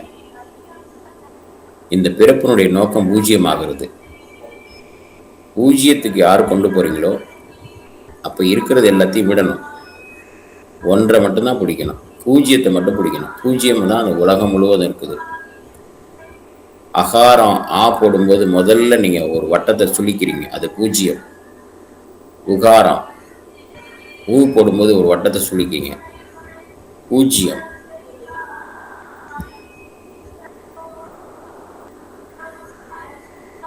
இந்த தத்துவம் தான் இந்த பிறப்பு, இந்த நோக்கம். நம்மளை பூஜ்ஜியம் ஆக்கணும்னா நம்மக்கிட்ட இருக்கிற எறும்புக்கிட்ட இருந்து சேமிக்கக்கூடிய தன்மை, அதுக்கிட்ட இருக்க நல்ல தன்மையும் வந்தது, கெட்ட தன்மையும் வந்துருச்சு. அது மாதிரி எலிக்கிட்டே இருந்து, அது மாதிரி புலிக்கிட்டே இருந்து, அது மாதிரி ஒவ்வொரு ஜீவனுக்குள்ள இருந்தும் அத்தனை ஜீவனாகவும் நீங்கள் அந்த கேரக்டரிசமாக இப்போ மாற சொன்னால் நீங்கள் மாறுவீங்க. ஏன்னா அத்தனை பிறப்பும் நம்ம எடுத்து தான் வந்திருக்கோம். இது இன்னும் ஒரு மேன்மையான பயிற்சியெல்லாம் இருக்குது. இன்றைக்கி நம்ம இது 1 மணி நேரத்துலலாம் பண்ண முடியாது. ஒரு குறிப்பிட்ட நேரத்துக்குள்ளார நம்ம இதை பண்ணணுங்கிறதுக்காக, அந்த உணர்வுக்கு வரணுங்கிறதுக்காக, ஒரு நிலையை உணர்த்துறதுக்காக அந்த கேரக்டரிசம் நீங்கள் எடுத்துக்கோங்கன்னு சொன்னோம். இது ஒரு நேரடி பயிற்சியில் ஒரு 2-3 நாள் பயிற்சிகளில் அது ஒரு நாள் ஒரு அரை பொழுது ஒரு குறிப்பிட்ட அளவில் துளி தான் தொட்டு காட்ட முடியும். இந்த உலகியலில் இன்னும் நிறைய இருக்கு. இதெல்லாம் கடந்து செல்லணும். இந்த உடலுக்கு இவ்வளோ வேஷம் இருக்குது. ஆனால் சாகா கல்விங்கிற இடத்துக்கு வரும்பொழுது அந்த கல்வியை பயில்றவங்க, அந்த கல்வி இறைவனுடைய தன்மையை உணரும் கல்வி. ஏற்கனவே நம்ம பல கேரக்டரிசமில் இருந்துட்டு தான் வந்திருக்கோம். இப்போ நம்ம பார்க்கக்கூடிய கேரக்டரிசம் என்னவா இருக்கணும்னா, அகவலில் சொல்லியிருக்க அந்த வரிகளை ஒரு முறை இன்னைக்கு ஒரு நல்ல ஒரு வெள்ளை பேப்பர் எடுத்து அந்த வரிகளை எழுதி வீட்டில் ஒட்டிடுங்க. தினந்தோறும் காலையில் எழுந்த உடனே கூட கையில் நீங்கள் லேமினேட் பண்ணி கூட கையிலே வச்சுக்கோங்க. அப்பப்போ எடுத்து கூட படிச்சுக்க. நான் யார்? அருளே நம் இனம், அருளே நம் அறிவு, அருளே நம் செயல். இப்போ நான் அருளாக இருக்கிறேன் அப்படின்னா என்னுடைய செயல் எப்படி இருக்கணும்? அருள் செயல்களாக இருக்கணும். என்னுடைய அறிவு எப்படி இருக்குன்னா அருள் அறிவாக இருக்கணும். நான் யார்? நானே அருள். இப்போ உங்களுடைய இப்போ மற்ற கேரக்டரிசம்லேருந்து இப்போ நீங்கள் அருளுங்கிற ஒரு கேரக்டரிசம்க்கு நீங்கள் வரணும். இது தினந்தோறும் ஒவ்வொரு நொடி பொழுதும் அதை நீங்கள் எடுத்து அந்த அகவல் வரிகளை படிக்கிறதோடு நிறுத்தல, அதை அனுபவமாக ஆக்கணும். அப்படி மாற்றினீங்கன்னா உங்களுக்கு இந்த அன்புருவம் கிடைக்கும். அது இன்ப உருவமாக மாறும். ஒரு கருணையாளனாக மாறுவீங்க. அதான் இறைவனுடைய கேரக்டரிசம். அதை நீங்கள் மாறுறதுக்கு ஏற்கனவே எடுத்த வேஷங்களை விடணும். அதை துவேஷம் பண்ணணும், தும்சம் பண்ணணும், அதை வெளியில் கடத்தணும். அதை தான் பலியிட சொல்கிறாங்க. கோயிலுக்குள்ளே போகும்போது கொடிமரத்துக்கு பக்கத்தில் பலிபீடம் இருக்கும். எதை பலியிட சொல்கிறாங்கன்னா, நமக்குள்ளே இருக்கிற கேரக்டரிசம், அகங்காரம் எல்லாமே அதிலிருந்து வர்றதான். ஆணவம், அகங்காரம், பேராசை, பற்று, காமம், குரோதம், இதெல்லாம் பலியிட சொல்கிறாங்க. நீங்கள் பலியிடுறதுக்கு முயற்சி பண்ணி அதை பற்றி ஆய்வுக்குள்ளரே போயிடுறீங்க.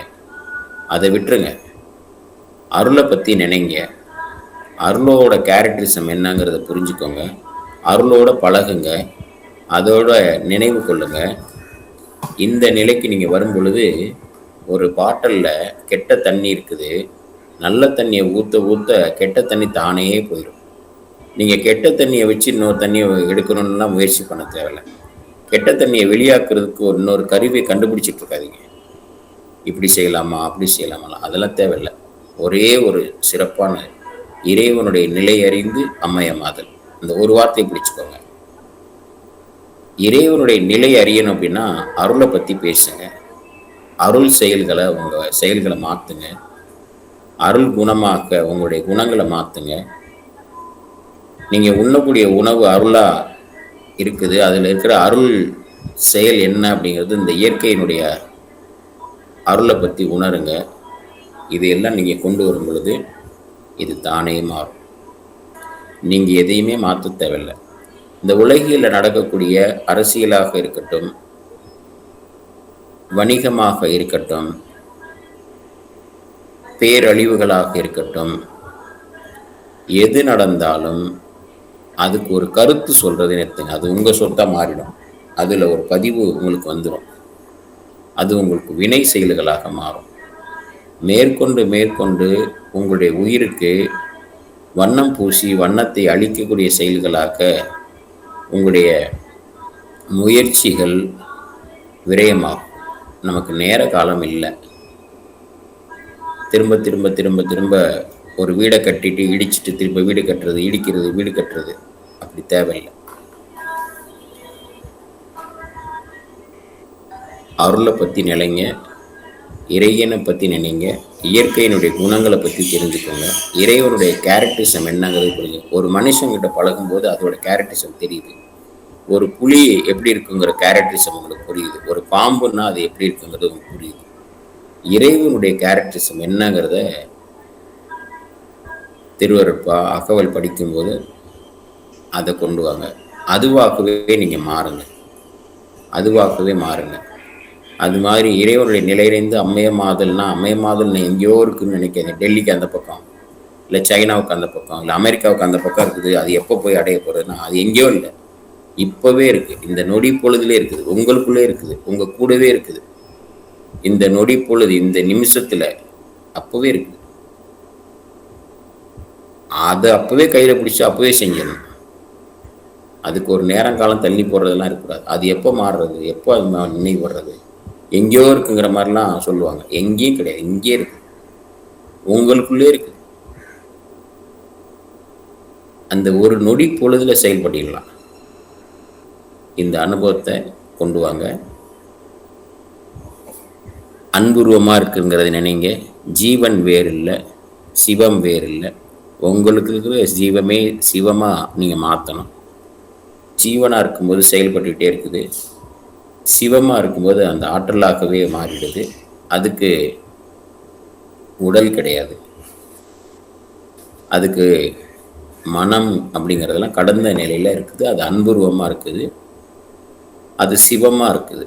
ஸ்டாட்டிக் எனர்ஜி, இது ஆக்டிவ் எனர்ஜியாக நம்ம இப்போ இருக்கிறோம் ஜீவனாக. அது ஸ்டாட்டிக் எனர்ஜியாக இருக்குது, அசையாத ஒற்றா இருப்பாக. அது ஒரு பேராற்றலாக, அது ஒரு பேரறிவாக இந்த உலகம் முழுவதற்கு அந்த ஆற்றல், இயங்கும் ஆற்றலில் நம்ம இருக்கிறோம். இந்த இயங்கும் ஆற்றல் தான் இந்த உயிர். அதில் இருக்க பதிவுகள் தான் நம்ம செல்ஃபோனில் இருக்க சிம்மு மாதிரி நம்ம ஆன்மா. ஒரு பேட்டரியில் மின்சாரம் சார்ஜ் ஏற்றணும்னு செயல்படுது இல்லைங்களா, அது மாதிரி தான் நம்ம உயிர். இந்த பயிற்சி உங்களுக்கு உயிரினுடைய அடர்த்தியை கூடுதலாக கொண்டு வரும். இந்திரியங்கள் மூலமாக ஏற்படக்கூடிய பதிவுகளை குறைக்கும், நம்மளுடைய நல்ல தன்மைகளை வளர்த்தி எடுக்கும். இந்த பயிற்சி தொடர்ந்து வாங்க. எல்லாருக்கிட்டையும் அந்த பயிற்சி பற்றி சொல்லுங்கள். நம்மை சுற்றி இருக்கிறவங்க எல்லாருமே நாம் எப்படி அருளாளனா அருள் அறிவை பெறுறோமோ, நம்மளை சுற்றி இருக்கிறவங்களும் அவங்களும் அருள் அறிவாக இறைவனாக இருந்துட்டால் நமக்கு பிரச்சனை இல்லை. ஒரு மனிதனாக வேறு வேறு கேரக்டரிசமில் இருக்கிறதெல்லாம் இந்த சமுதாய சிக்கலில் நம்ம மாட்டிக்கிட்டு தவிக்கிறோம். நாமளும் அருள் அறிவை பெற்று அருளாளனாக, நம்ம கூட இருக்கிறவங்களும் அருளாளனாக இந்த சமுதாய பிரச்சனைகளிலிருந்து, சிக்கலிலிருந்து விடுவிட்டவர்களாக இருந்துட்டோம்னா எங்கேயுமே எந்த பிரச்சனையும் கிடையாது. அந்த நிலைக்கு கொண்டு வருவதற்கு இந்த பயிற்சி, இதை கற்றுக் கொடுத்த குருமார்கள், நமக்கு உணர்த்தக்கூடிய குருமார்கள், இந்த நேரத்தில் இந்தந்த ஆன்மாக்களுக்கு இந்தந்த செய்தி ஒன்று நம்மை கருவியாக்க இந்த செயலை அந்த இயற்கை நடத்தி கொண்டிருக்கிறது. இந்த அளவிலே இது இன்னும் பெரிய பயிற்சி, நிறைய விஷயங்கள் சொல்லக்கூடியது இருக்கு. இருப்பினும் நேரம் கருதி இந்த நிலையிலிருந்து நம்ம நிறைவு பண்ணுவோம் நிகழ்ச்சியை. இப்போ உங்களுடைய நினைவுகள் உங்களுடைய சுவாசத்தில் இருக்கட்டும். உங்கள் கைகளை லேசாக தேய்த்து உங்களுடைய முகங்களை வருடி கொடுங்கள். கண்களை பொத்தி கொள்ளுங்கள். கைகளுக்கும் கண்களுக்கும் இடையில் இருக்க ஒரு மென்மையை உணருங்கள். லேசான வெளிச்சத்தை உணருங்கள். இப்பொழுது கைகளை லேசாக கொஞ்சம் கொஞ்சமாக எடுத்து கண்களை திறந்து கைகளை உடம்பு முழுவதும் தேய்த்து கொடுத்து உங்களுடைய நினைவுகள், இப்பொழுது நான் ஒரு அருளாளன், என் அறிவு அருள் அறிவு, என் உடல் அருள் கொடுத்தது, இந்த கொடுத்ததனுடைய பயன் அருள் செயல்களை செய்வது, என்னுடைய நினைவு, என்னுடைய செயல், என்னுடைய ஒவ்வொரு அசைவும் அந்த அருள் தான் இயக்கி கொண்டிருக்கிறது. நானும் அருளாகவே உணர்கிறேன் என்ற இந்த கோட்பாட்டுக்குள்ளர ஒவ்வொரு நொடி பொழுதும் இது உங்களுக்கு நினைக்கும் போதெல்லாம் உங்களுடைய ஒவ்வொரு செயல்களிலும் அந்த இயற்கையும் இறைவனும் உங்களுக்கு அந்த ஆற்றலை தரட்டும். அந்த கேரக்டரிசம்க்கு அருளாகவே உங்களை மாற்றட்டும். ஆண்டவனுடைய கருணையால் இந்த நற்செயல் நடக்கட்டும். இது உங்களுக்கு வேண்டிய போதெல்லாம் கிட்டட்டும். அது உங்களோடு நிலைக்கட்டும். உங்கள் வாழ்வில் அது நீடிக்கட்டும் என்ற பிரார்த்தனையோடு இயற்கைக்கு நன்றி, இறைவனுக்கு நன்றி, அனைத்து குருமார்களுக்கும் சமர்ப்பித்து நிறைவு செய்வோம். அருட்பெரும் ஜோதி, அருட்பெரும் ஜோதி, தனிப்பெரும் கருணை, அருட்பெரும் ஜோதி. திருச்சிற்றம்பலம். நீங்கள் இன்னையிலிருந்து ஒரு கோட்பாட்டுக்குள்ளார வாங்க. எந்த செயல்களுக்கு போனாலும், எந்த நிகழ்வுக்கு போனாலும் கருத்து சொல்வதை நிறுத்தி விடுங்கள். ஏன்னா அதில் உங்களுக்கு வினை வந்து சேரும். பரஸ்பரமாக பேசும்போது பேசுகிற நிலை வேற, புரிதலோட. ஆனால் எங்கே போனாலும் ஒரு கருத்து சொல்கிறத நிறுத்திட்டு அனுபவத்தை பெற்றுவாங்க. இதை மனசில் வச்சுக்கோங்க. இது ஒரு செய்தி உங்களுக்கு ரொம்ப நாளாக சொல்லணும்னு நினச்சிட்டு இருந்தேன், இன்றைக்கி சொல்கிறேன். நன்றி, வணக்கம். இப்போ இன்னைக்கு இந்த நிகழ்வில் யார் யாருக்கு உங்களுக்கு என்ன அனுபவம் கிடைச்சது இதை பற்றி நம்ம பேசலாம். ஒரு 15-20 நிமிஷம் 30 நிமிஷம் டைம் இருக்குது. பேசிட்டு நம்ம நிறைவு செய்வோம். உங்களுடைய அனுபவங்களை சொல்லுங்கள். இன்னைக்கு என்ன அனுபவம் கிடைச்சது, நீங்கள் என்னவா உணர்ந்தீங்க, எப்படி உணர்ந்தீங்க, உங்களுக்குலாம் என்ன மாற்றம் ஏற்பட்டது? ஐயா தயவான வந்தனம் ஐயா. தயவான வந்தனம் ஐயா. 2-3 பாயிண்ட் சொல்லிடுறேன். சொல்லுங்க ஐயா. ஒரு பாயிண்ட் பார்த்தீங்கன்னா, இப்போ கடைசியாக நீங்கள் சொன்னீங்க அருளானனா மாறுங்க அப்படின்ட்டு. உங்களுடைய கருத்துக்களை எங்கேயும் பதிவு பண்ணாதீங்க. அது உங்களுக்கு கருமையத்தில் பதிவாகும் அப்படிங்கிறது ஒரு ஆழ்ந்த அனுபவமாக இருக்குது. ஏன்னா ஒவ்வொருடைய மனநிலைகளும் வெவ்வேறானது. இறைவனோட அருள் பெற்று ஒரு உதாரண புருஷங்கள் சொன்ன விஷயங்களை நம்ம பகிர்ந்துக்கலாம். அதே மாதிரி நம்ம அனுபவங்கள்ல மற்றவங்களுக்கு நல்லது நடக்கும் அப்படிங்கிற விஷயங்கள்ல நம்ம ஈடுபடுத்தி, இப்போ நீங்கள் ஒரு சத்சங்கம் பண்ணி நீங்கள் பெற்ற அனுபவங்களை கொடுக்குறீங்க, அது சிறப்பானது ஒரு விஷயம். அது ஒன்று. ரெண்டாவது பார்த்தீங்கன்னா, எவ்வுயிரும் தம்முயிராய் நம்ம கருத வேண்டிய சூழல். ஏன்னா இப்போ நம்ம 6வது அறிவு பெற்ற மனித இனமாக இருக்கோம். இப்போ நீங்கள் ஒவ்வொரு பிராணிகளையும் நீங்கள் ஞாபகப்படுத்தி உங்களுக்கு இது பண்ணிக்கோங்கன்னு சொல்லும்போது அதை பற்றி ஒரு ஆய்வு கொஞ்சம் உள்ளுக்குள்ளே போக ஆரம்பிச்சிது. நீங்கள் அடுத்தவங்க சொன்னது சொல்ல வேண்டாம் சொன்னோன்னே திடீர்னு நானும் சரி பாம்பு எடுப்போமேன்னு நான் ஒரு உதாரணமாக எடுத்தேன். அதோட கேரக்டர்ஸ் மனிதனுக்கு எந்த வித தீமையும் தர்றதில்லை. அது பார்த்தீங்கன்னா உணவுக்காக உயிர் தேடுது. 5 வகை அறிவுக்குள்ள உட்பட்டதா 4 வகை உயிரினங்கள்ல இருக்கு. 4 அறிவு பெற்ற உயிரினங்களா. அதுக்கு காது தான் கேட்காது. நம்ம டப்புன்னு அடிப்போம். ஏன் பாம்பு பார்த்தோன்னா டமால் டிமா அடிப்போம். அதுக்கு அந்த காது உணர்வே கிடையாது. 4 உணர்வு தான். அது நம்மளுடைய அறியாமை. அது நம்மளை பார்த்து பதுங்கிதான் இருக்கும்போதே அச்சுறுத்தல்னால நம்ம பயந்துட்டு நம்ம அது மேல ஒரு காட்டும் போதுதான் அதுக்கு நம்மளுக்கு ஒரு எதிர்வினை செய்யுது. எந்த உயிரும் உணவுக்காக தான் உயிர் தேடுவதில்லை. மற்றவங்களை அதுக்கு மேல எதுவும் செய்யறதில்லை. அந்த நிலையை நம்ம உணரணும்.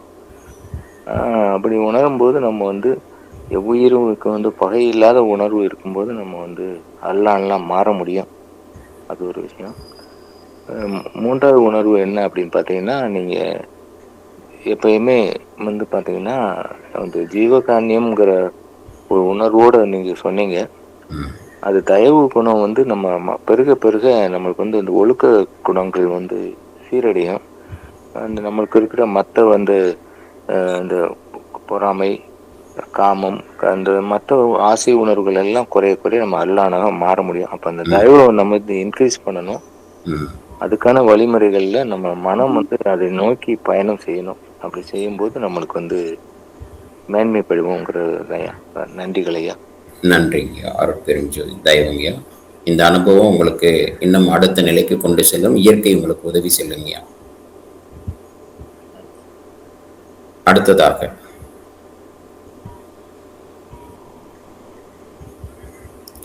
கேட்டா டக்குன்னு இந்த மாதிரி வாய்ப்பு கிடைக்கும் போது பேசணும் நம்ம. அதனாலதான் நம்ம நான் அப்படியே சில விஷயங்கள்லாம் இருப்பு கட்டி உள்ள அப்படியே தேங்கி இருக்குது.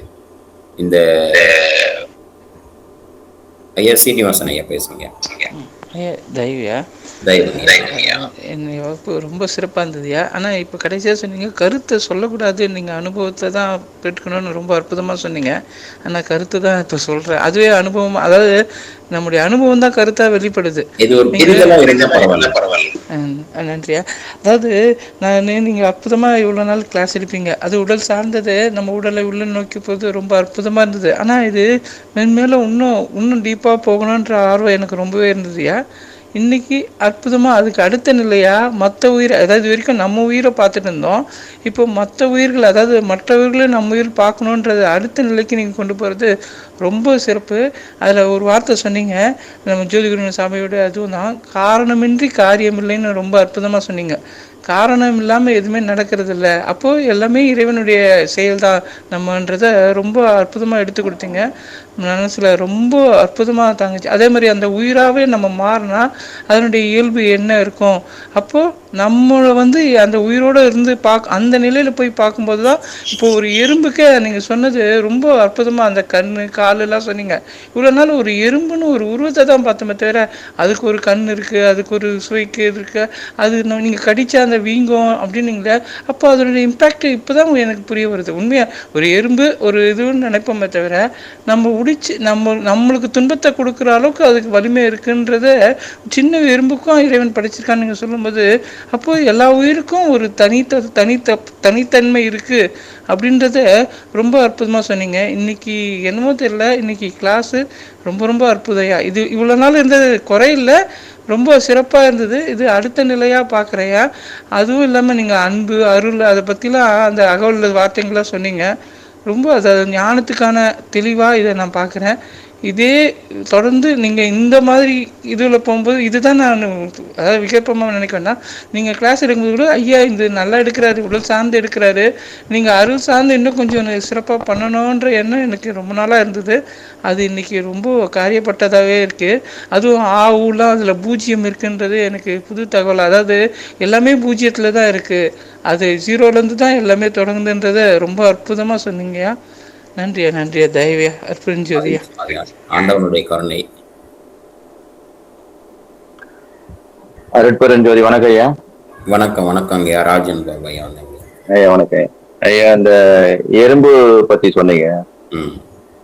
அடியனுக்கு ரொம்ப நாளா எறும்புடைய செயல்பாடுகள்லாம் உற்று நோக்குங்க.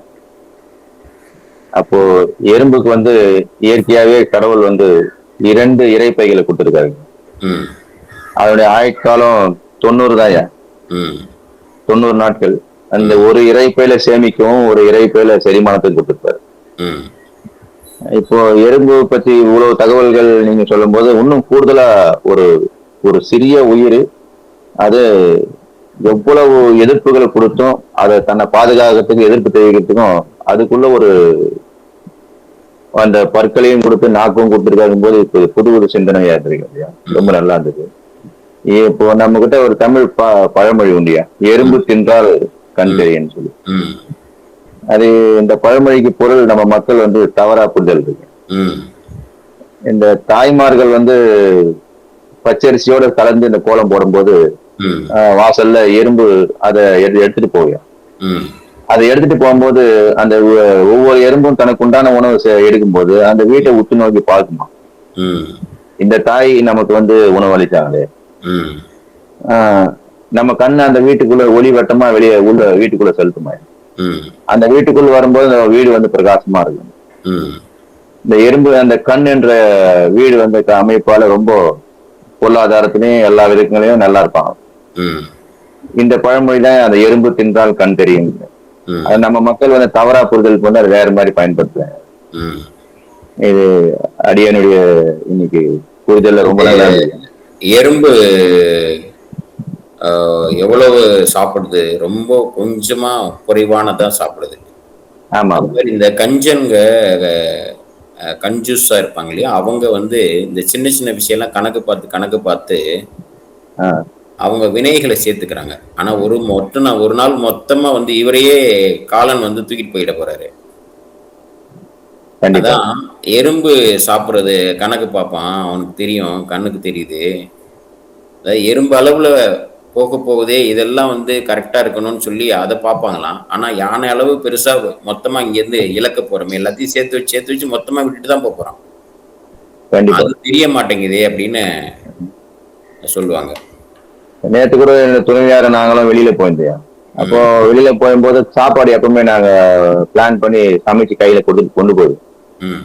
அப்போ ஒரு இடத்துல நிறுத்திட்டு நாங்க சாப்பிடும்போது முதல்ல எடுத்து சாதம் ஓரமா வைக்கிறோம். ஓரமா வச்சுதான் எங்க இருந்து வந்து அதுல ஒரு நிமிடத்துல ஒரு 1000 எறும்பு அந்த கொஞ்சம் ஒரு 20-30 பருக்கைய எடுக்கிறதுக்கு அவ்வளவு சுறுசுறுப்பா வந்து சேர்ந்துருச்சுங்க. இது ஆச்சரியமான ஒரு நம்ம வந்து ஒரு உதரோட கையில உதறும் பாருங்க, அந்த ஒரு பருக்கை கூட பல உயிருக்கு உணவாகுதுன்னு அப்படி கண்கள் கசிந்து அந்த காட்சியை பார்த்தேன். நன்றியா, இன்றைக்கு சிறப்பா இருக்கு. ரொம்ப சிறப்புங்கய்யா. வணக்கம். ஞானோதயம் ஐயா, வந்தனம் ஐயா. உருகன் செய்யாமை அற்றே தவத்திற்கு உரு அப்படின்னு சொல்ற அந்த வாக்கியம் வந்து நாம எதுக்கும் எது வருதோ நம்ம அதை அப்படியே அனுபவிச்சுட்டு அதுக்கு ஒரு எதிர்ப்பு காட்டாம அவங்க கிட்ட ஒரு துன்பத்தை கொடுக்காம இருக்கிறது தவம்தான். தீதும் நன்றும் பிறர் தர வாரா. இத கருத்தை நல்லா சொன்னீங்க நீங்க. அப்படியே கொடுக்குறீங்க அக்செப்டன்ஸ் அப்படின்னு சொல்றீங்க. அது வந்து நம்முடைய பாவங்கள்லாம் நீங்கும், இதெல்லாம் நீங்கும்னு சொல்லி இருக்கிறீங்க. அதெல்லாம் ரொம்ப மகிழ்ச்சி. அது எனக்கு ரொம்ப பிடிச்ச விஷயம். அது எனக்கு நிறைய பேசுறது வரல, இருந்தா கூட இதுதான். அதாவது அக்செப்டன்ஸ், எது வந்தாலும் யார் செய்தாலும் ஏற்றுக்கொள்றது, அந்த மனப்பான்மை வரணும். அது நம்முடைய அவங்களா செய்யல, நமக்கு இதுக்கு முன்னாடி செய்த அந்த வினைதான் நம்ம வந்து இப்போ வந்து நம்மள தாக்குது. அத பொறுமையா ஏத்துட்டோம்னா, எதிர்ப்பு காட்டாம ஏத்துட்டோம்னா அதுல பெரிய நன்மை இருக்குது. ஒருத்தர் மெரிச்சிட்டாருன்னா, பஸ்ல போறோம், ஒருத்தர் மெரிச்சிட்டாருன்னா அவரை வந்து திட்டி என்ன பலன் இருக்குது? சரிப்பா, சரி, கொஞ்சம் பார்த்து வச்சிருக்க கூடாதா அப்படின்னு சொல்லிட்டு விட்டுட்டோம்னா அந்த இடத்துல பிரச்சனையே வர்றது இல்லை. சில பேர் அப்படியே கடைசி வரைக்கும் பேசின்னு வருவாங்க. அந்த பஸ் அவரு இறங்குற வரைக்கும் அவரை திட்டி, எப்படி இருக்குது உனக்கு, அப்படியே உனக்கு கண் எங்க இருக்குது, அப்படி இருக்குது, இப்படி இருக்குதுன்னுட்டு நாம தான் கொஞ்சம் தள்ளி ஆளை வச்சுக்காம இருந்துட்டோமோ அப்படின்னு நம்ம மேலே ஒரு குற்றத்தை பண்ணிக்கின்னு நினைச்சிட்டு அப்படியே ஏத்துனோம்னா, அது ஒரு உதாரணத்துக்கு இதை சொல்றேன், அப்படியே ஏத்துட்டோம்னா பெரிய பிரச்சனையில இருந்து நாம நீங்கிடுவோம். அதுவே ஒரு பெரிய சண்டையாகி இவரு ஒரு குரூப் அவரு ஒரு குரூப் ஆகி அப்படியே ஒரு பெரிய பிரச்சனையா போயிடுறது கூட உண்டு. அதனால சொல்றேன், வேற ஒண்ணு இல்லையா. உங்களுக்கு ஜப்பானியர்கள் பத்தி நிறைய செய்தி இருக்கு. ஒரு செய்தி மட்டும் இப்ப இங்க சொல்ல விரும்புறேன். சொல்லுங்க. இங்கே நம்ம ஒரு விபத்து நடந்துன்னு வச்சுக்கலாம். முன்னாடி ஒரு கார் போயிட்டு இருக்கு, பின்னாடி ஒரு கார் போறோம், 2 காரும் இடிச்சுக்குது. நம்ம என்ன பண்ணுவோம்? இங்கே இயல்பா இருக்கிறவங்க என்ன பண்ணுவோம்? 2 கார் முதலாளிகளும் சண்டை போட்டுப்பாங்க. ஆமா, அடி 2 பேரும் சண்டை போட்டுக்குவாங்க, கத்தி பேசுவாங்க. அவங்க 2 பேரும் நேரத்தையும் சக்தியும் விரயம் பண்ணுவாங்க. ரொம்ப டெப்தா போக தேவையில்லை, என்னென்னலாம் பேசுவாங்கிறது விட்டுருவோம். ஆனால் 2 பேருக்கும் சக்தி விரயமாக இருக்கும், நேரம் விரயமாக இருக்கும். அப்புறம் எதிரிகளாக ஆயிடுறாங்க, வாகனங்களுக்கு சேதம். சில நேரங்களில் இது கூட பப்ளிக்கும் சேர்ந்து சில பேர் இவருக்கு சப்போர்ட் பண்ணதை நினச்சி அவர் அடிச்சிருவாங்க. இப்படியெல்லாம் நடக்கும். இதில் அடுத்ததாக போலீஸ் ஸ்டேஷனுக்கு போயிடுவாங்க. அப்புறம் இவங்க போன காரியம் கெட்டு போய் அதை செய்ய முடியாமல் இப்போ இந்த காரியத்தை செய்கிறதுக்கு போலீஸ் ஸ்டேஷனுக்கும் போகிறதுக்கும் வர்றதுக்கும் அந்த நிலை உருவாயிடும். ஜப்பானில் என்ன பண்ணுவாங்க, ஒரு வாகனம் இன்னொரு வாகனத்தை இடிச்சிட்டா 2 பேரும் முதல்ல வந்து கை கொடுத்துக்குவாங்க, நண்பர்கள் ஆகிடுவாங்க. அதுக்கப்புறம் அவங்க சண்டை போட்டுக்க மாட்டாங்க. 2 பேரையும் புரிதல் ஏற்படுத்திட்டு அவங்க அடுத்தடுத்த செயல்களில் நண்பர்களாக இருந்து செயல்பட ஆரம்பிப்பாங்க. இந்த வாகனம் இடிப்பட்டது இல்லையா, இதை வந்து ஒரு சட்டப்பிரகாரம் என்ன பண்ணணுமோ உடனடியாக அவங்களே போலீஸ் ஸ்டேஷனுக்கு ஃபோன் பண்ணுவாங்க. இந்த மாதிரி இந்த இடத்துல எங்களுடைய வாகனங்கள் வந்து அடிபட்டுருச்சுன்னு சொல்லுவாங்க. அந்த வாகனத்தை அவங்க எடுத்துகிட்டு போயிட்டு இன்சூரன்ஸில் என்ன பண்ணணும், இவங்க கையிலேருந்து பணம் செலவு பண்ண வேண்டியது, அது ஒரு கேரேஜ்க்கு சர்வீஸ்க்கு கொண்டு போய் காரை போட்டுருவாங்க. அதெல்லாம் முறையாக அந்த செயல்பாடுகள் நடக்கும். இப்போ இவங்களும் சண்டை போட்ட பிறகு இதை தான் செய்ய போகிறாங்க. கடைசியாக போயிட்டு வண்டியை ரிப்பேர் பண்ண போகிறாங்க, பொருள் இது பண்ண போகிறாங்க. அது ஆக மொத்தத்தில் வந்து அங்கே நடக்கிற அந்த செயல்களுக்கும் இந்த செயல்களுக்கும் உடல் ஆரோக்கிய கேடு அவங்களுக்கு ஏற்படாது, மனம் வளமாக இருக்கும், அப்புறம் நேரம் விரயமாகாது, ஒரு புதிய உறவு அவங்களுக்கு கிடைச்சிருக்கு. இதுதான் அவங்களுடைய அணுகுமுறை. நம்ம செயல்படக்கூடிய இந்த செயல்களுக்கு வந்து டபுள் லூசர் கான்செப்ட்னு சொல்லுவாங்க. என்ன அப்படின்னா, நம்ம வினை பயனாக ஒரு கார் இன்னொரு கார் மோதிக்கிட்டது, இன்னொரு வினையை நம்ம ஏற்படுத்தி இன்னொரு நஷ்டத்தை நம்ம ஏற்படுத்தியோம். ஒரு நஷ்டங்கிறது ஒரு நம்ம லூஸ் பண்ணிட்டோம். அது வந்து விதியின் பயனாக நம்ம கிடைச்சது வினை செயல்கள். அடுத்ததை நாமளே ஏற்படுத்திட்டது ஒன்று இருக்கு. ரெண்டாவது ஏற்படுத்துறது மனிதன் செய்யக்கூடிய இந்த முட்டாள் செயல்கள். இதை டபுள் லூசர் கான்செப்ட் சொல்லுவாங்க. அவங்க வந்து அதை செய்ய மாட்டாங்க. அவங்க அதை நல்ல அணுகுமுறையில் அதை நன்மையாகவும் அதை லாபகரமாகவும் மாற்றிக்குவாங்க. இப்படி ஒவ்வொருத்தர்கிட்ட ஒரு நல்ல செயல்களை நம்ம வந்து கற்றுக்கிடலாம். சரிங்க.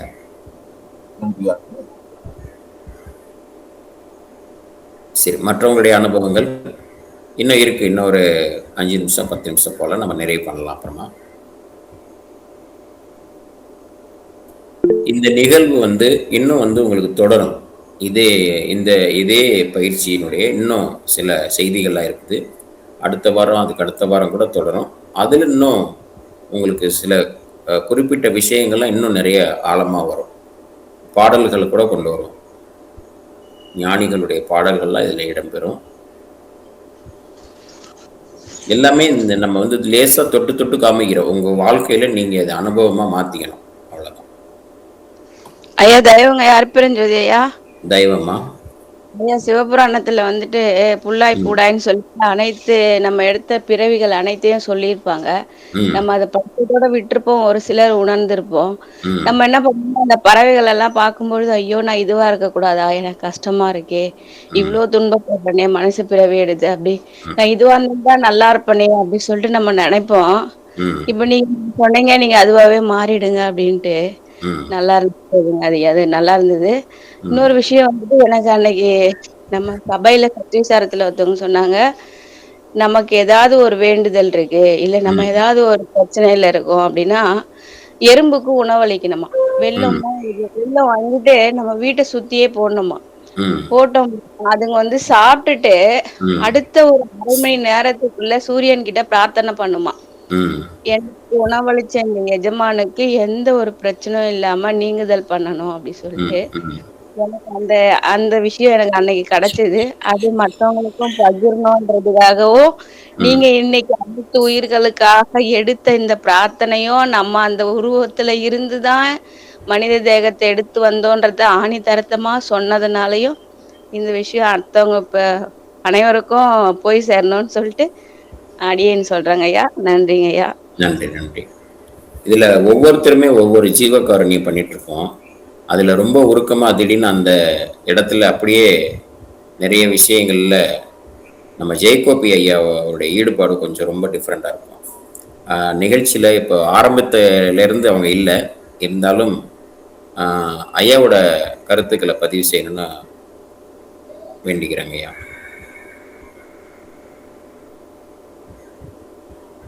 ஐயா தெய்வங்க ஐயா, அவர் ஷிஃப்ட்ல இருக்காருங்க ஐயா, 10ஆம் ஷிஃப்ட்டுங்க ஐயா. சரி, சிறப்பு. நீங்களும் ஷிஃப்ட் தான் இல்ல? நான் 6ண்டுங்க கிளம்பிடுங்க. கிளம்பிடுவீங்க. சரி, ஓகே, ரைட். ஐயா நான் பதிவு பண்ணிக்கிறேன் ஐயா, எல்லாருக்கும் தெய்வங்க ஐயா. நீங்க டியூட்டிக்கு போகணும். ஆமாங்க ஐயா. ஐயா இன்றைய வகுப்பு வந்து ரொம்ப சிறப்பாக இருந்ததுங்க. ஏற்கனவே சிறப்பு தான், இது மேலும் ஒரு படி மேலே வச்ச மாதிரி இருந்ததுங்க. சிறப்பாக இருந்தது இந்த வகுப்பு. பார்த்தீங்கன்னா இந்த வகுப்பால என்ன ஆச்சுன்னா மனம் வந்து பக்குவப்பட்டுச்சுங்க ஐயா.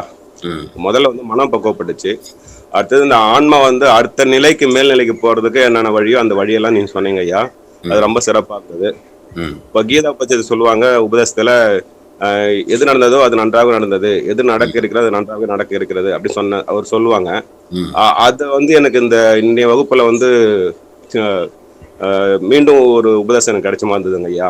நீங்க வகுப்படுத்ததில்ல அந்த உபதேசம் எனக்கு வந்து நீங்க வந்து அந்த கிருஷ்ணன் சொன்ன மாதிரி சொல்லுவாங்க, எனக்கு வந்து நீங்க வந்து சொன்ன மாதிரி இருந்ததுங்க இன்றைய வகுப்புல. அது ரொம்ப சிறப்பா இருந்தது.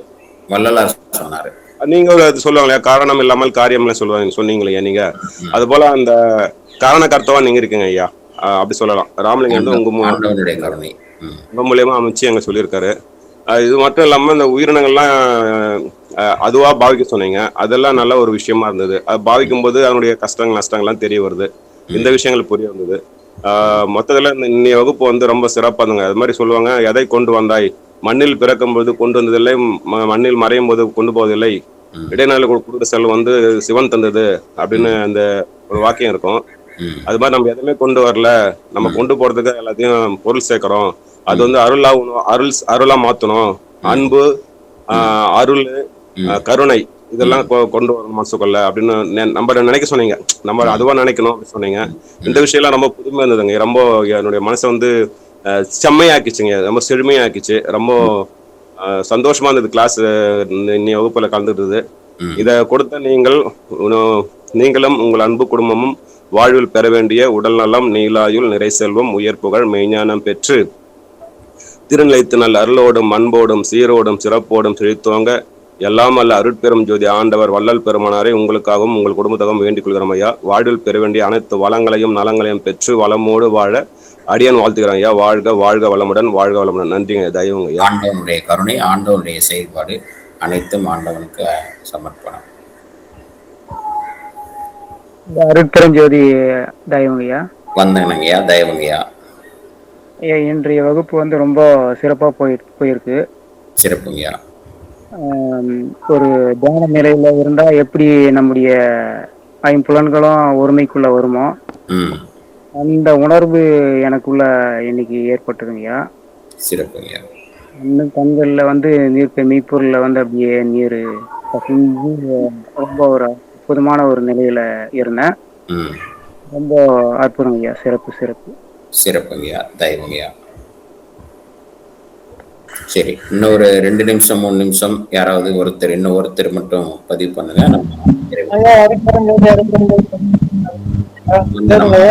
வந்தனங்கம்மா.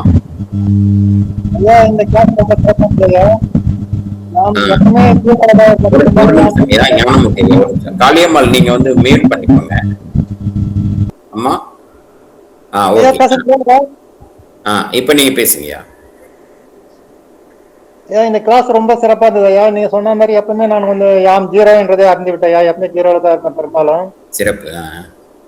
அது எப்பவுமே கருணை தான். அதாவது எனக்கு ஏதாவது ஒரு சின்ன அடிப்பட்ட விட பரவாயில்லப்பா, நம்மளுக்கு பெருசா ஒரு வர வேண்டியது இறைவன் நம்ம சின்னதா தட்டி விடுத்தாருன்ட்டு அதை நான் ஏற்றுப்பேன். அதை நான் எல்லா ட்ரீட்மெண்ட் விட பெருசா பண்றேன். அதை நான் அனுபவிப்பேன். அதை அனுபவிச்சாதான் நம்ம அந்த வினையிலேருந்து நம்ம வெளியே வர முடியும் என்று தீரக்குமா இருப்பேன். எப்படி நீங்க முயலா இருப்பேன் சொன்னா, நான் முயலை பத்தி நினைச்சு பார்த்தேன். முயல் போல எப்பவுமே வந்து முயல் வந்து யாரையும் அதிகம் தாக்காது, ரொம்ப அன்பாவும் இருக்கும், அமைதியாவும் இருக்கும், வேகமா ஓடும். அது வந்து வெட்டின குளத்துல கூட தண்ணி குடிக்காது, ரொம்ப பனி தண்ணி தூய்மையா தான் குடிக்கும். எப்பவுமே தன்னை தூய்மையாவே வச்சுதான் பார்க்கும். அது போல இருக்குது. நான் உணர்ந்து என்னுடைய குணமா பெரும்பாலும் பார்த்தா அதுக்கு எனக்கும் ரொம்ப ரீச் கரெக்டா பொருந்துச்சு ஐயா. அதுக்கப்புறம் வந்து சில விஷயம் நான் செஞ்ச தப்பு வந்து இனிமேல் நான் சில விஷயங்கள் வந்து கருத்து சொல்லுவேன் நிறைய. அந்த கருத்து சொல்லக்கூடாதுன்றதை இப்போ ரொம்ப அறிஞ்சிட்டேன். ரொம்ப சிறப்பு. என் வாழ்க்கை மூலம் நல்லா சிறப்பாக அது இதெல்லாம் உங்களுக்கு சொல்லி கொடுத்த ஐயா அவர்களுக்கு கோடான கோடி நன்றி. எப்பவுமே நான் எப்பவுமே சின்ன குருக்களுக்கும் ஞானிகளுக்கும் ரொம்ப நன்றிங்க ஐயா. சிறப்பு சிறப்புங்கய்யா, சிறப்பு. இன்னும் அடுத்த நிலை நம்ம பயிற்சி நம்ம எடுத்துட்டு போனோம். அடுத்தடுத்து உங்களுக்கு ஐயா அபிநந்தன் ஐயா பேசுங்க ஐயா. எறும்புகளை பற்றி சிறப்பா சொன்னீங்க. அதனை ராஜன் ஐயா ரொம்ப சிறப்பா அதை அனுபவத்தை சொன்னார். அது உணவு அளித்து ஜீவ உருக்கத்தையே அவர் அனுபவிச்சிருக்காரு ஐயா. ஆமா. இந்திரிய ஒழுக்கத்துக்கும் கரண ஒழுக்கத்துக்கும் ஜீவ ஒழுக்கத்துக்கும் எப்படி நம்ம போறது, ஆன்ம ஒழுக்கத்துக்கு போறத பத்தி தெளிவா சொன்னீங்க. கைகளை உரைச்சி அதன் காந்த சக்தியை பற்றி அழகா சொன்னீங்க. ஞானோதனையா மற்றவர் தன் கால்களை மிதித்தாலும் அதை பொறுத்து மற்ற உயிர் தன் உயிரை நினைத்து பொறுத்து கொண்டால் அந்த இடத்துல எந்த இதுவும் இல்லைன்ட்டு அழகா விளக்கினாரு. அம்மா சன்மார்க்க சகோதரியும் வீட்டை சுற்றி உணவு எறும்புகளுக்கு உணவு அளித்தா அது கடவுளுக்காக, கடவுளிடம் தன்னை தன் நன்மைக்காக வேண்டும் என்று தெளிவா சொன்னாங்க. ரொம்ப அருமையா இருந்தது ஐயா நிகழ்ச்சி, சிறப்பா இருந்தது. நன்றி ஐயா, வணக்கம். ஆண்டவனுடைய கருணை, குருமார்கள் நம்ம கொடுத்த பரிசு இன்னைக்கு. அருமை அருமை, சிறப்புங்கய்யா. காளியம்மா நீங்க பேசலாம்.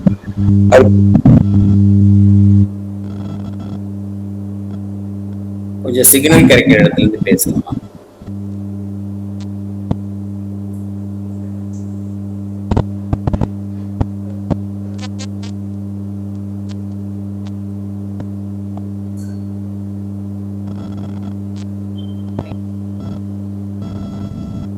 கேட்கல. உங்க பிள்ளைங்க யாராவது இருந்தாங்கன்னா அதை கொஞ்சம் அவங்க கிட்ட கொடுத்து சரி செய்துட்டு பேசுங்க. அதான் சிக்னல் வரல.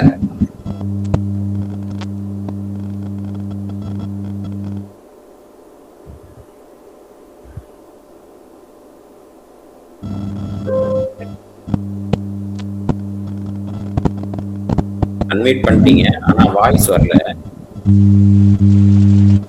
சிறப்பியா மேலும் உயரணும். இந்த சிற்றின்பத்துல இருந்து நாங்க பேரின்பத்துக்கு போனோம். அதுதான் என் காம குரோதம் மத ஆச்சாரம் இருந்த இதுலயே சிக்கி திருப்பி இந்த பிறவி வானா நம்மளுக்கு இந்த சிற்றின்பத்துல இருந்து மேல திருப்பி மேல போகணும்னு தான் பாக்குறீங்க. நன்றியா. சிறப்புங்கய்யா. பயிற்சி எல்லாமே தயவுங்கய்யா, தயவுங்கய்யா. எல்லாமே நல்லபடியா வரணையா. ஆண்டவருடைய கருணை மேலும் வரணும். எல்லாம் அந்த உலக நாடுல எல்லாமே மக்கள் எல்லாமே அதை பயன்படுத்தணையா. நன்றியா. வருவாங்க. அருப்பஞ்சோதி வந்தனுங்க ஐயா, வந்தனங்கய்யா, தயவுங்கய்யா. சிறப்பா இருந்ததுயா வகுப்பு. இன்னைக்கு அதிகமா நிறைய கிளாஸ்ல தூங்கிடுவேன். இன்னைக்கு 2 வாரமா நல்லா விழிப்போட இருந்தேன். இன்னைக்கு தூக்கம் சொல்லல. நல்ல ஒரு இன்னைக்கு உண்மையிலேயே இந்த ஆன்ம உருக்கம்ன்ற மாதிரி அந்த உணர்வை மேலோங்க செய்யறதுக்கு நான் எல்லா விஷயங்களும் சொன்னீங்க. அருள், கருணை, இந்த அன்புடைய உச்சம், நம்ம எல்லாத்தையும் பொறுமையா ஏத்துக்கணும், அப்படியே ஏத்துக்கணும். அந்த 0 பாயிண்ட் அதையும் நல்லா சிறப்பா சொன்னீங்க. இந்த வாகனம் இடிச்சது கூட ஒரு நிகழ்வு எனக்கு இதே நிகழ்வு நடந்தது. அங்க ஜப்பான்ல எப்படி அந்த அமைதியா இருந்தாங்களோ அதே அமைதியா இருந்தோம். அது அப்படியே சிறப்பா நேரம் கருதாம கரெக்டா அதுல எந்த ஒரு யாருக்கும் ஒரு அதிக பாதிப்பும் இல்லாம கரெக்டா முடிஞ்சதுயா. எப்படி அதே மாதிரியா எதிர்த்து பேசாம வாயே திறக்காம இருந்தோம் 2 பேருமே, 2 சைட்லயும். அது அவ்வளவு முடிஞ்சது. அது அப்படியே என்ன நடந்ததோ அது அப்படியே சொல்லுங்க, சிறப்பா இருந்தது. அது மாதிரி எல்லா இடத்துலயும் அந்த மாதிரி ஒரு நிலைய வச்சுக்கிட்டோம்னாலே நம்ம அதுல இருந்து ஈஸியா வெளியாகி நம்மளுக்கு எனர்ஜியை வேஸ்ட் ஆகாம அடுத்த நிலைக்கு கொண்டு போறதுக்குண்டான நல்ல வழியை காட்டோன்றத ரொம்ப உணர்ந்து சொல்ல வேண்டியதா இருக்கு. அதே மாதிரி ஒவ்வொரு விஷயமும் இன்னைக்கு உணர்வோட அந்த ஃபுல்லாவே உணர்வு சார்ந்ததாவே இருக்குதுங்க. மேலோங்க வச்சுது சிறப்பியா. அதே மாதிரி எல்லா உயிர்களை எந்த அளவுக்கு நம்ம ஒவ்வொரு உயிரும் பிறந்துதான் நம்ம இருக்கோம். அந்த உணர்வு மொத்தம் நம்மளுக்குள்ளதான் இருக்குது. அந்த உணர்வுல ஒவ்வொருத்தையும் உணரும் போது அதனுடைய மேன்மையும் தெரியும், நம்மளுடைய இதுவும் தெரிஞ்சு அடைவதற்கான வழி வகுக்கோன்றத ரொம்ப சிறப்பா சொன்னீங்க. ரொம்ப மகிழ்ச்சியா. நன்றிங்க. ஆண்டவனுடைய கருணைங்கய்யா. இந்த உணர்வு நம்ம ஏற்கனவே பெற்ற அந்த வடிவங்கள் நமக்குள்ள இருக்குது. அதுதான் இப்ப திரும்ப திரும்ப நமக்கு இந்த செயல்களை தூண்டுது.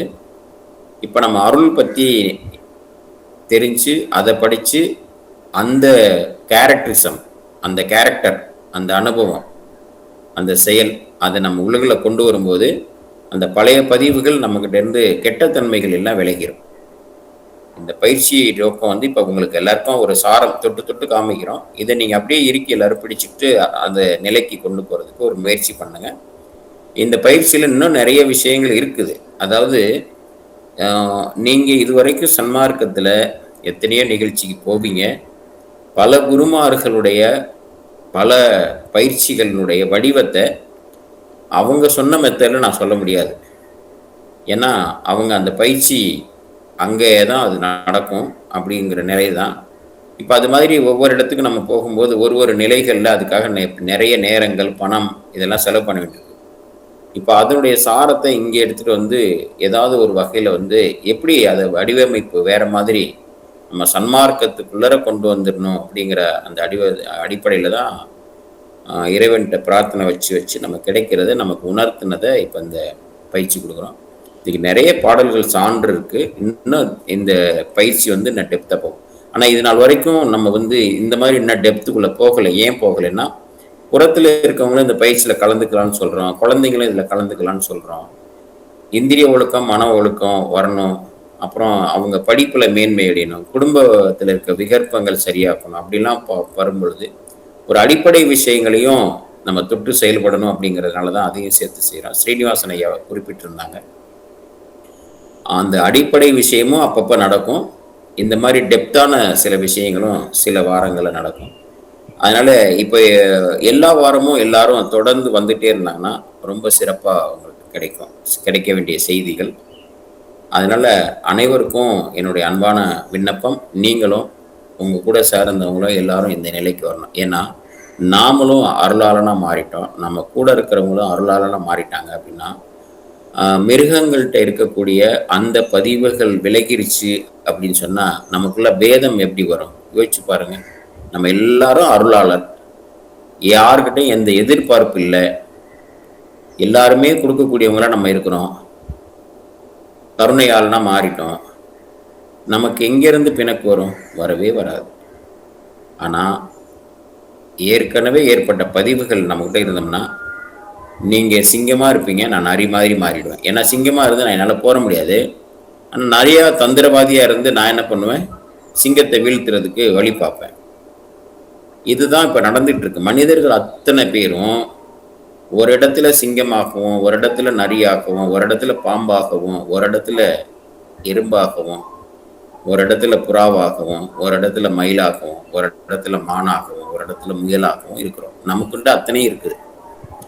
முயலாக பார்க்கும்போது ஒரு மாதிரி வெண்மையாக தெரிகிறோம், மானாக பார்க்கும்போது இலக்குவா அழகா சுறுசுறுப்பாக இருக்கிறோம், ஒரு சிங்கமாக பார்க்கும்போது விகற்பமாக இருக்கிறோம். எனக்குள்ள ஒரு சிங்கமாக இருக்கும்போது நான் யார்கிட்ட சிங்கத்தை தோற்றத்தை காமிக்கிறேனோ அவங்க உடனே நரியாக மாறிடுவாங்க. இதெல்லாம் பரிணாம வளர்ச்சியில் அதனுடைய நிலையிலிருந்து தன்னை காத்துக்கொள்வதற்காக ஏற்பட்ட நிலைகள், அந்த பதிவுகள் நம்மகிட்ட இருக்கு. இதை நுணுங்கி பார்க்கும்போது தான் நம்ம அடுத்த நிலைக்கு போகணும். இந்த கேரக்டரிசம் நம்மகிட்ட இருந்து வெளியாகிறதுக்கு அருள் அப்படிங்கிற இறைவனுடைய தன்மையை நம்ம உள்ளே கொண்டு வரணும். அதுக்கு நம்ம இடம் கொடுத்தோம்னா அது வந்து நம்மளுடைய பழைய வினைகளை அதுதான் வந்து நிரப்பும். அது இறைவனுடைய தன்மை நமக்குள்ள நிரம்பும் பொழுது அந்த பழைய நிலைகள் வந்து நமக்கு வெளியாகும். அது வெளியாகும்போது இறைநிலை முழுமையடையும். அந்த முழுமை அடையக்கூடிய அந்த அனுபவம் தான் இறைவனோட கலத்தல். அன்பான அத்தனை அன்புள்ளங்களுக்கும் நன்றிகள். நம்ம ஜோதி பாடலோட